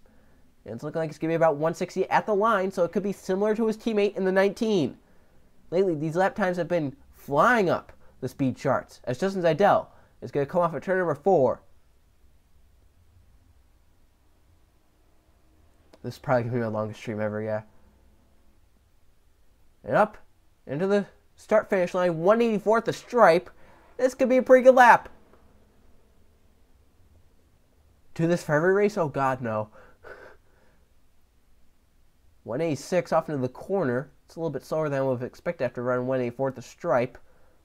180s. He comes off turn number 2. So even though he was faster at the start-finish line, it looks like he's a little bit slower for the second half of the lap. We'll see, though, 181 down the back. It could be right around where his teammate ran, though. Through 3 and 4. And off of 4 for Justin Seidel. 183 as he exits 4. Now picking up that speed with that wind. Justin Seidel to the stripe, and the lap time will be a 48.659 on his first lap. A little bit slower than what his teammate ran. And the 19 of Danny Lloyd, this could put him around a 48.2.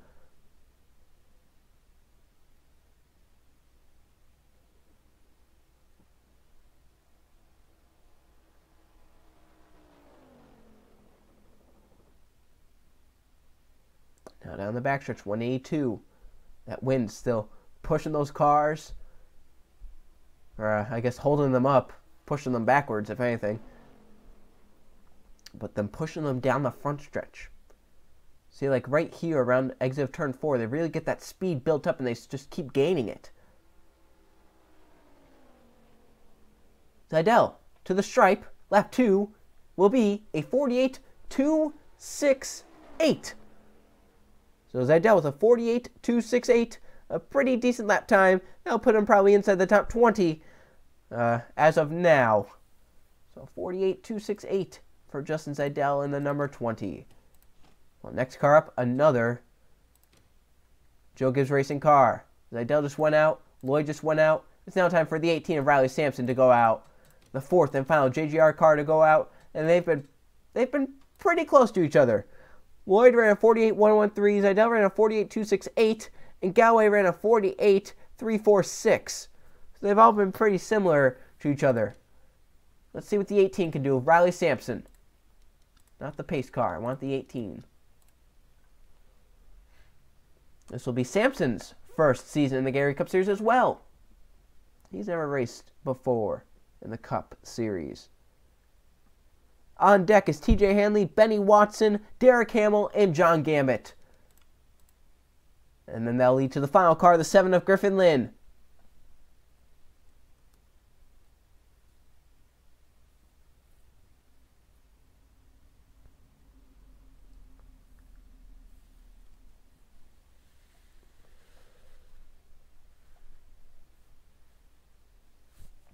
The 18 cars had a lot of success, though. Season 1, they didn't really have much success. Season 2, they brought the champion Kevin Bandon, and they made the chase and won a few races.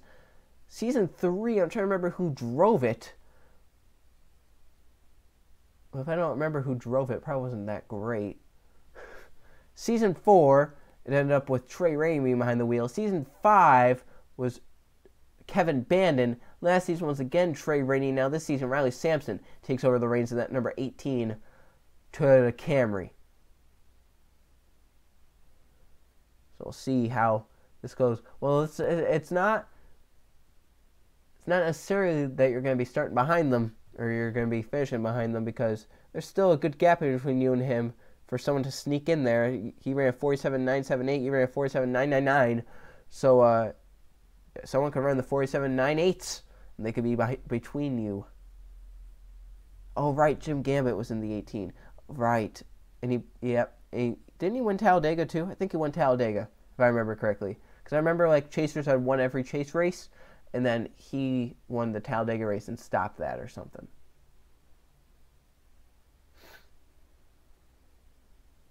So let's see what Riley Sampson can do for this 18 this season.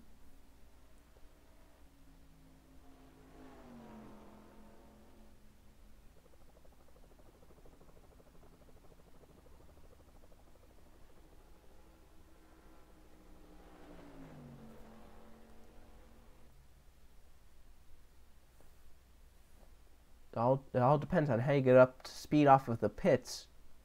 Because if you reach 160 by that white line on the backstretch, you could be in good shape. But it looks like he's going to be around 160 at the stripe, at that line. So this could be a pretty good lap for Sampson. It could be right in between the 19 and the 20. Could run a pretty good lap time right here. So Sampson, come and take the green flag. It's going to be at 184 miles an hour for Riley Sampson. What's the speed going off into turn number 1? Right around 186, 187. It ticked over to 187 just for a second there. Now back down. Down to 180 as he comes off the corner. And down the back. Now fighting that headwind up to 181. We're not even halfway down the back.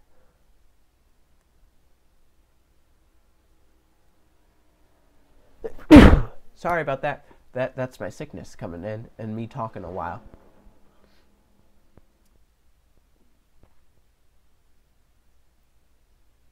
So as it comes up 184, 185, it's ticking up.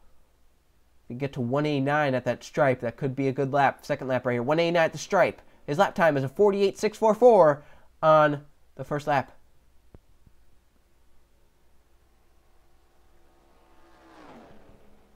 Yeah, the sneeze and the coughs now are back.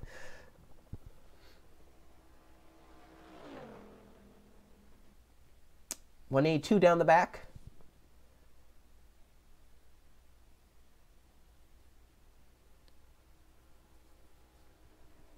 I guess they're down with the sickness.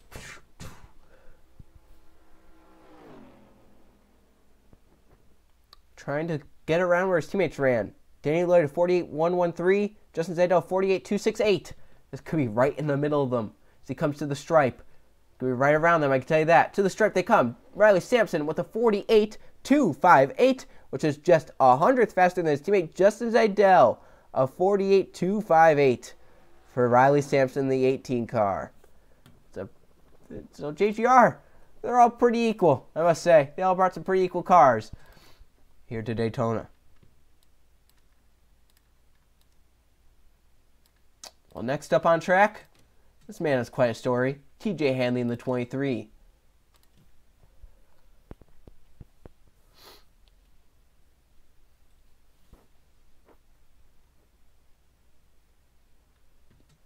So we'll see how TJ does for his qualifying lap.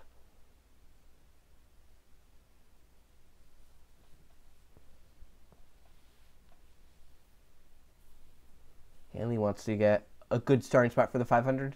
When does he leave the pits? He's already there. We'll document TJ's Gatorade Cup Series story because it might take a little bit once he gets down to the racetrack up to speed. But he's been up and down over his Gatorade Cup Series career. On deck, Benny Watson, Derek Kimmel, John Gambit, and the last car out, Griffin Lynn. So we're getting down to the final cars for qualifying. Got 5 cars left, 4 after TJ.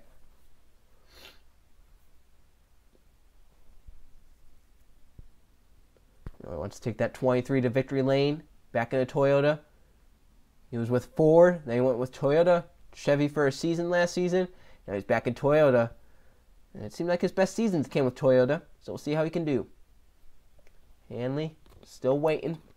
Trying to find that perfect opportunity to go out and sit down that fast lap.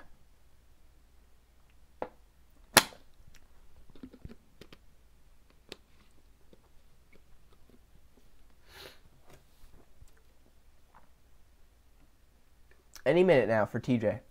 He's got 3:30 left. He might be one of them that waits until about the 3-minute mark to go out there. Here he goes, 3:25 left, and he's leaving his pit stall. So TJ Hanley out onto the racetrack, trying to beat that 47.742 2 that Jeff Bright has. But to get on the front row, he just needs a 47.804. Only 4 drivers have ran that 47-second bracket. So TJ, he's been a character. He's going to be, once he takes the green flag in the Daytona 500, he will become the only driver to have raced in every Gatorade Cup Series season. He raced Season 1, Season 6, now here he is in Season 7. There's a driver that was competing with him for that, Michael Gregory. He's not signed back on this season. So TJ Hanley, the veteran of the Gatorade Cup Series.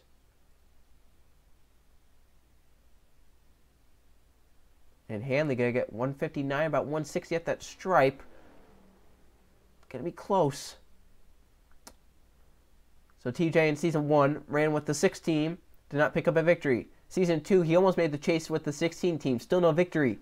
Season 3, he joined the 30 for Swan Racing. Ended up without a victory, but a better season than what he has been running. Then in season number 4, he stayed with that 30 team. He made the chase, and he got his first victory at Michigan. Season 5 went winless in points races, but won the All-Star race and made the chase. Last season, with his Chevrolet, it looked like he wasn't going to even be close to the chase midway through the season. That team came to life. They won at Darlington for his second career Gatorade Cup Series points-paying victory. Then he was a blown motor away for making the chase at Richmond. He was in position to make the chase. He blew a motor while inside the top 5 at Richmond.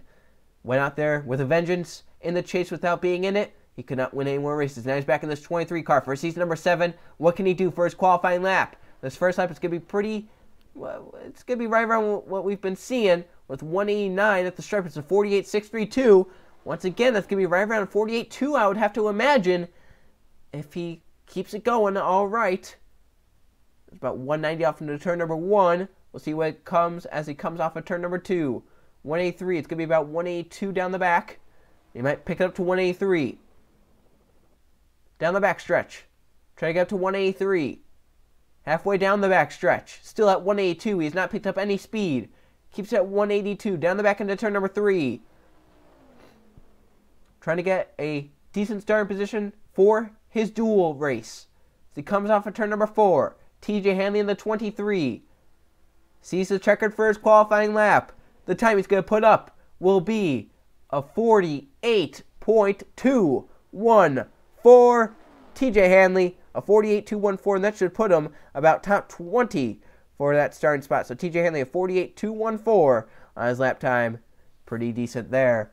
Not too shabby out of the veteran. I exited NR. Whoops. That was a mistake. I'm so used to doing that. It would have been really embarrassing if NR never started up after that either.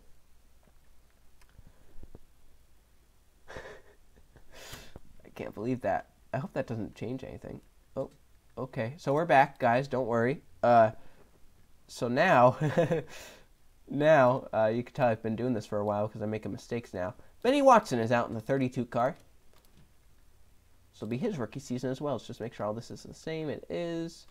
So we're good. Hope that doesn't really change anything. That might change something. We'll have to see, though.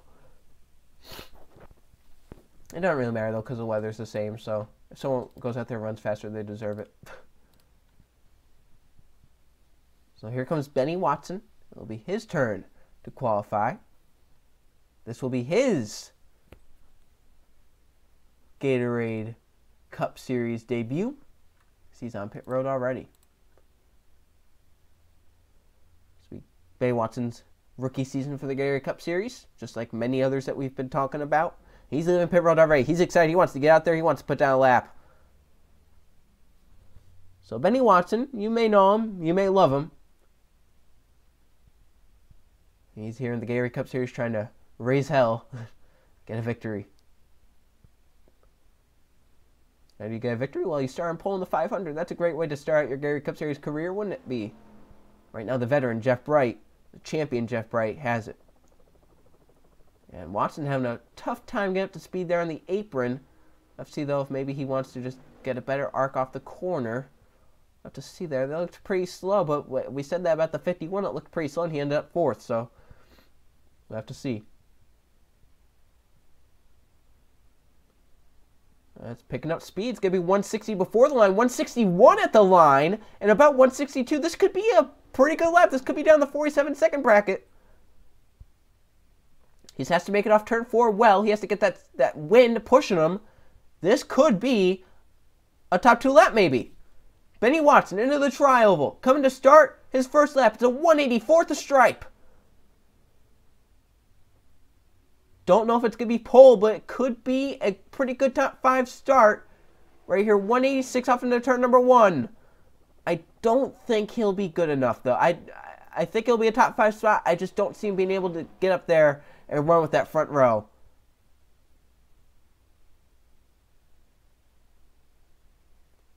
182 down the back. 183 at the end of the back stretch. That's one of the fastest we've seen people go on their first lap. 183 down the back, off into turn number 3. If he can hit that backstretch at 184, he has a shot at this pole. 184, trying to climb up.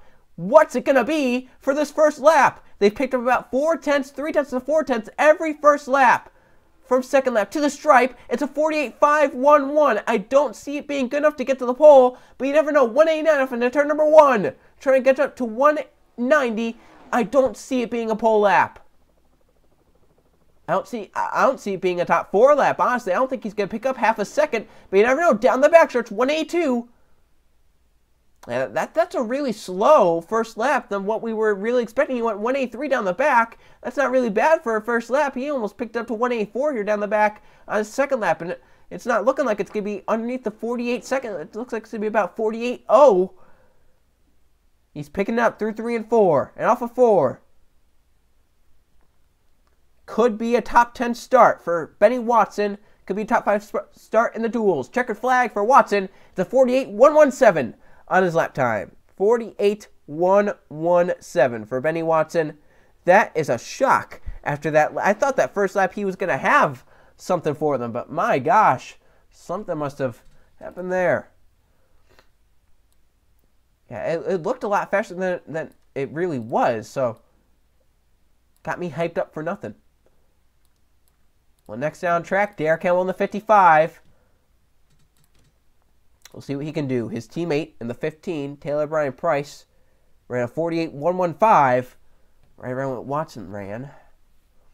So Hamill wants that was a good voice crack there. Hamill wants to run right around what his teammate ran. He's already on pit road. He's wasting no time. At blank number 55. Black number 55. 3 more cars, and then Jeff Bright could either be the pole winner or it's going to be one of these final 3. And we've seen this track has been picking up speed. Cars been running faster. We'll see. So it's Hamill, Gambit, and Lynn that will round out qualifying. So we've been going for over 3 hours. This might be a 3.5 hour stream, honestly. All depending on how long these guys take to leave pit road.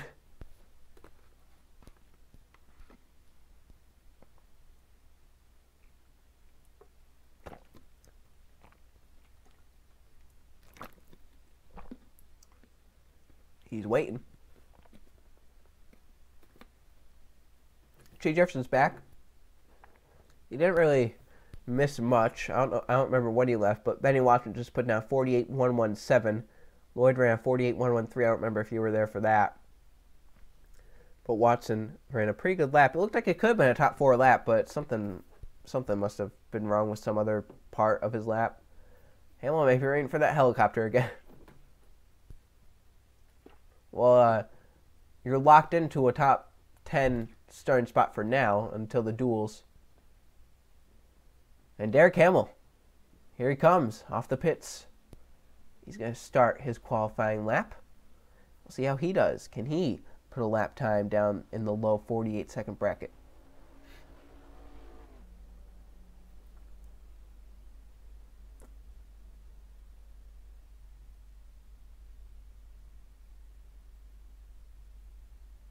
So Derek Hamill, last season in the Gatorade Cup Series, he had a lot go on with him as well. Much like Colton Yo, except at Rockingham.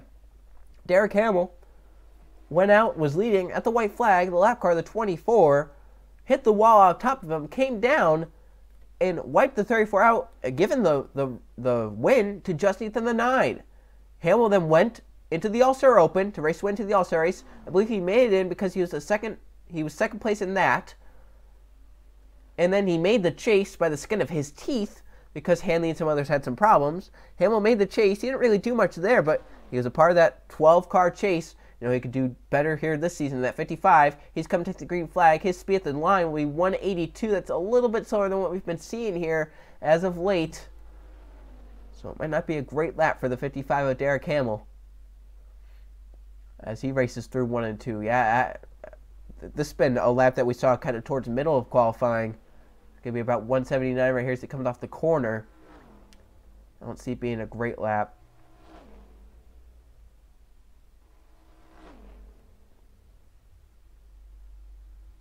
Through 3 and 4 now.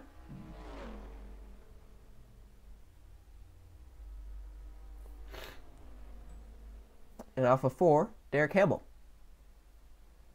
Going to complete his first lap. And where's it going to be? A 48.971. That is a really slow first lap right there. You got to know he's not really happy with that lap. It's a lot slower than what people have been doing recently. Recently, those first laps have been mid 48s to low 48s, and it's a slower lap right there. If you could pick up about 4/10, it could be around 48.5, but it's just not going to be a great lap for him.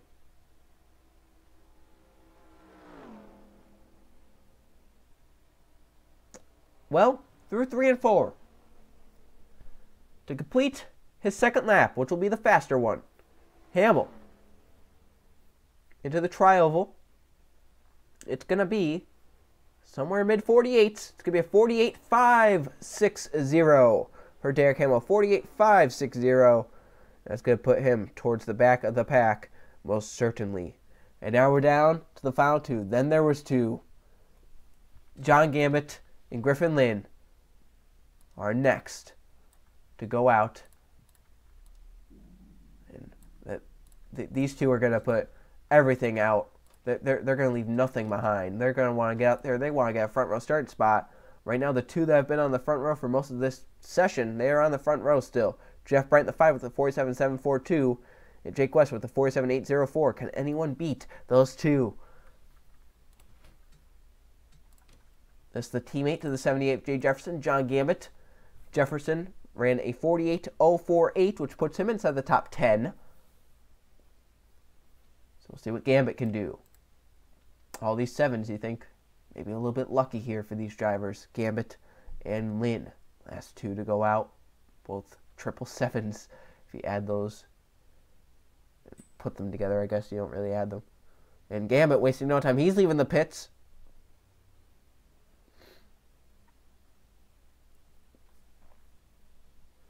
Let's see what this lap is for John Gambit. Gambit's been around the Gatorade Cup Series before. He's had some pretty good seasons. Looking to get to that championship level, though, and this 77 team could definitely get it done. Let's see what John Gambit can get done.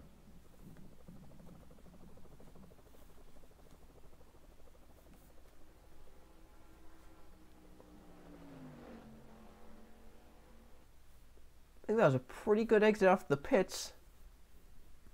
Shifting up too. That's key as well. You have to shift up at the perfect point. The duels are probably going to be early next week. Wow, 161 at that line. So just like Benny Watson, but Watson did not run as fast as we would have expected him to. Let's see if Gambit can put together a pretty good lap. Duels might be Monday or Tuesday or Wednesday. So let's see what John Gambit can do as he comes off the corner to the stripe. What's the speed at the stripe? 184, 185 at the stripe. This could be a good lap for John Gambit. This could be a top 3 lap. 188 off into turn number 1. The clash might be tomorrow. Gambit holding. 181, 182 down the back stretch. If he can run somewhere lower than a 48.4, almost 183 down the back. If he can run somewhere around 48.4, this could be a pretty good lap time, a top 10 lap time. Gambit through 3 and 4, gaining speed up to 183. Now to 184 as he comes off to turn number 4. 185, it's gaining speed as he comes to the stripe. 189, it's going to be 190 by the time he gets to the stripe. 190, it's a 48.339. This could be a top 3 start for John Gambit. This could be a front row start in the duels for John Gambit. 191 off into turn number 1. Gambit right now looking like he could be 3rd or 4th. 183. He's going to reach 184 possibly down the back stretch. No one's reached 184 besides the 14 and the 5. Gambit can't quite get to 184 down the back.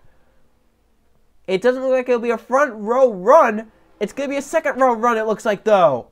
What's it going to be? To get to the second row, we'd have to be a 47.999 or 47.978.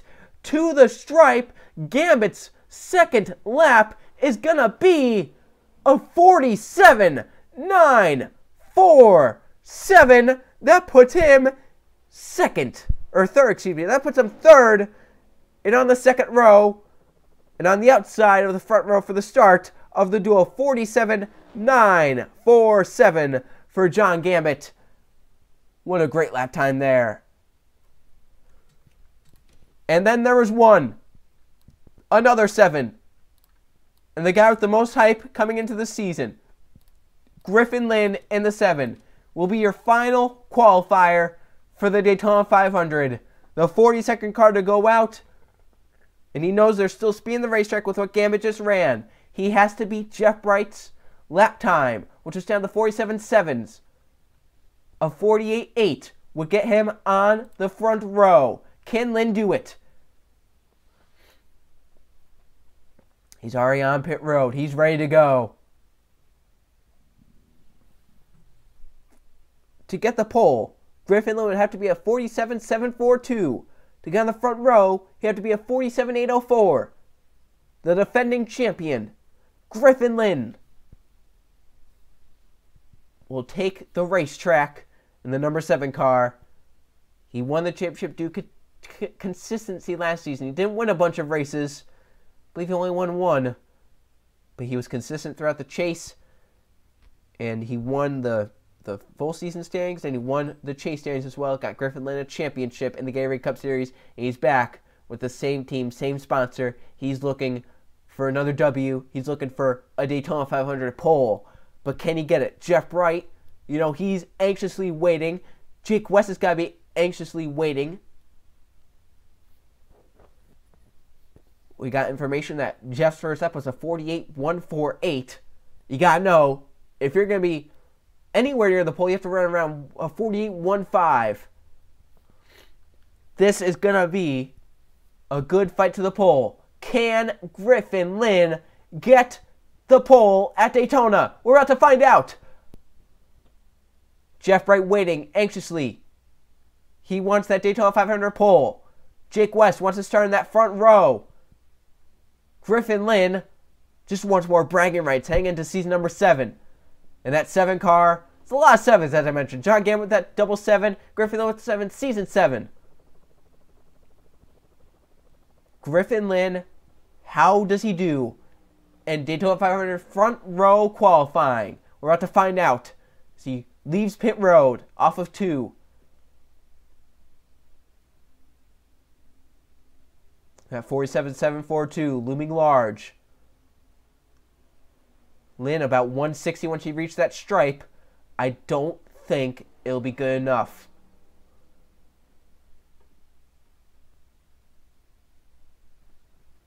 He needs some good wind to help him here. Coming down the stretch.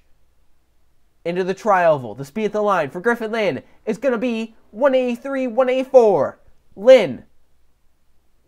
Can he put the car on pole? I don't see it being enough to put this 7 car on pole.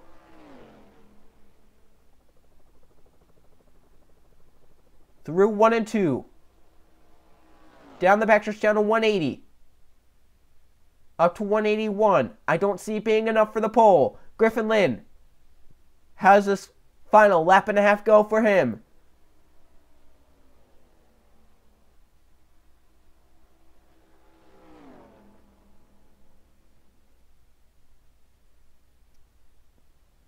Off of 4. Lynn's first lap.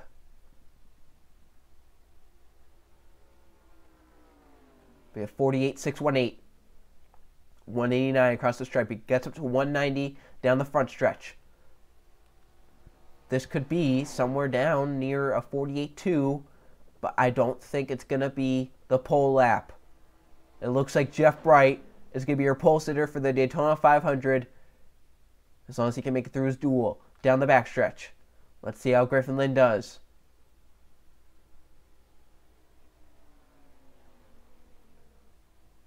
Second lap can still mean a lot. Depends on what duel everyone is in. Well, Griffin Lynn, off of 4. Where's he going to slot into all this? And across the stripe, Griffin Lynn with a time of 48.214, which means Jeff Bright in the 5 is your Daytona 500 pole sitter for season number 7 with a blistering lap time early in the session with a 47.742. Wow. And Jake West will start outside the front row. He'll start second, 47.804.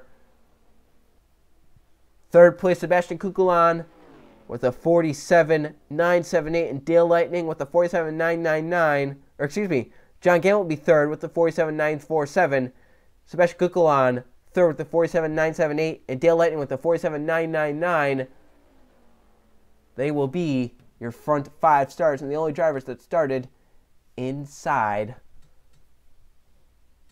are underneath a 48-second bracket. So that is it for Daytona 500 qualifying. Pretty intense. It came down to the last driver. Jeff Bright holds off for the pole. What a great pole run that was for Jeff Bright. So we congratulate Jeff Bright and all the drivers that qualified well. Watch out for the duel early next week around Monday or Tuesday, and possibly the clash tomorrow. If not tomorrow, it'll be Monday. So that's it. Thanks for watching the stream. Almost 3.5 hours. That was a long time. Hope the Cup race is good here. Is good tonight for at Richmond. These are the drivers in the clash. That's who's in the clash. All these drivers. So glad to kick season 7 off with this qualifying. Pretty intense qualifying there with Jeff Bright on pole. Hope the Cup race goes well tonight at Richmond. I'll just see you guys for the next races.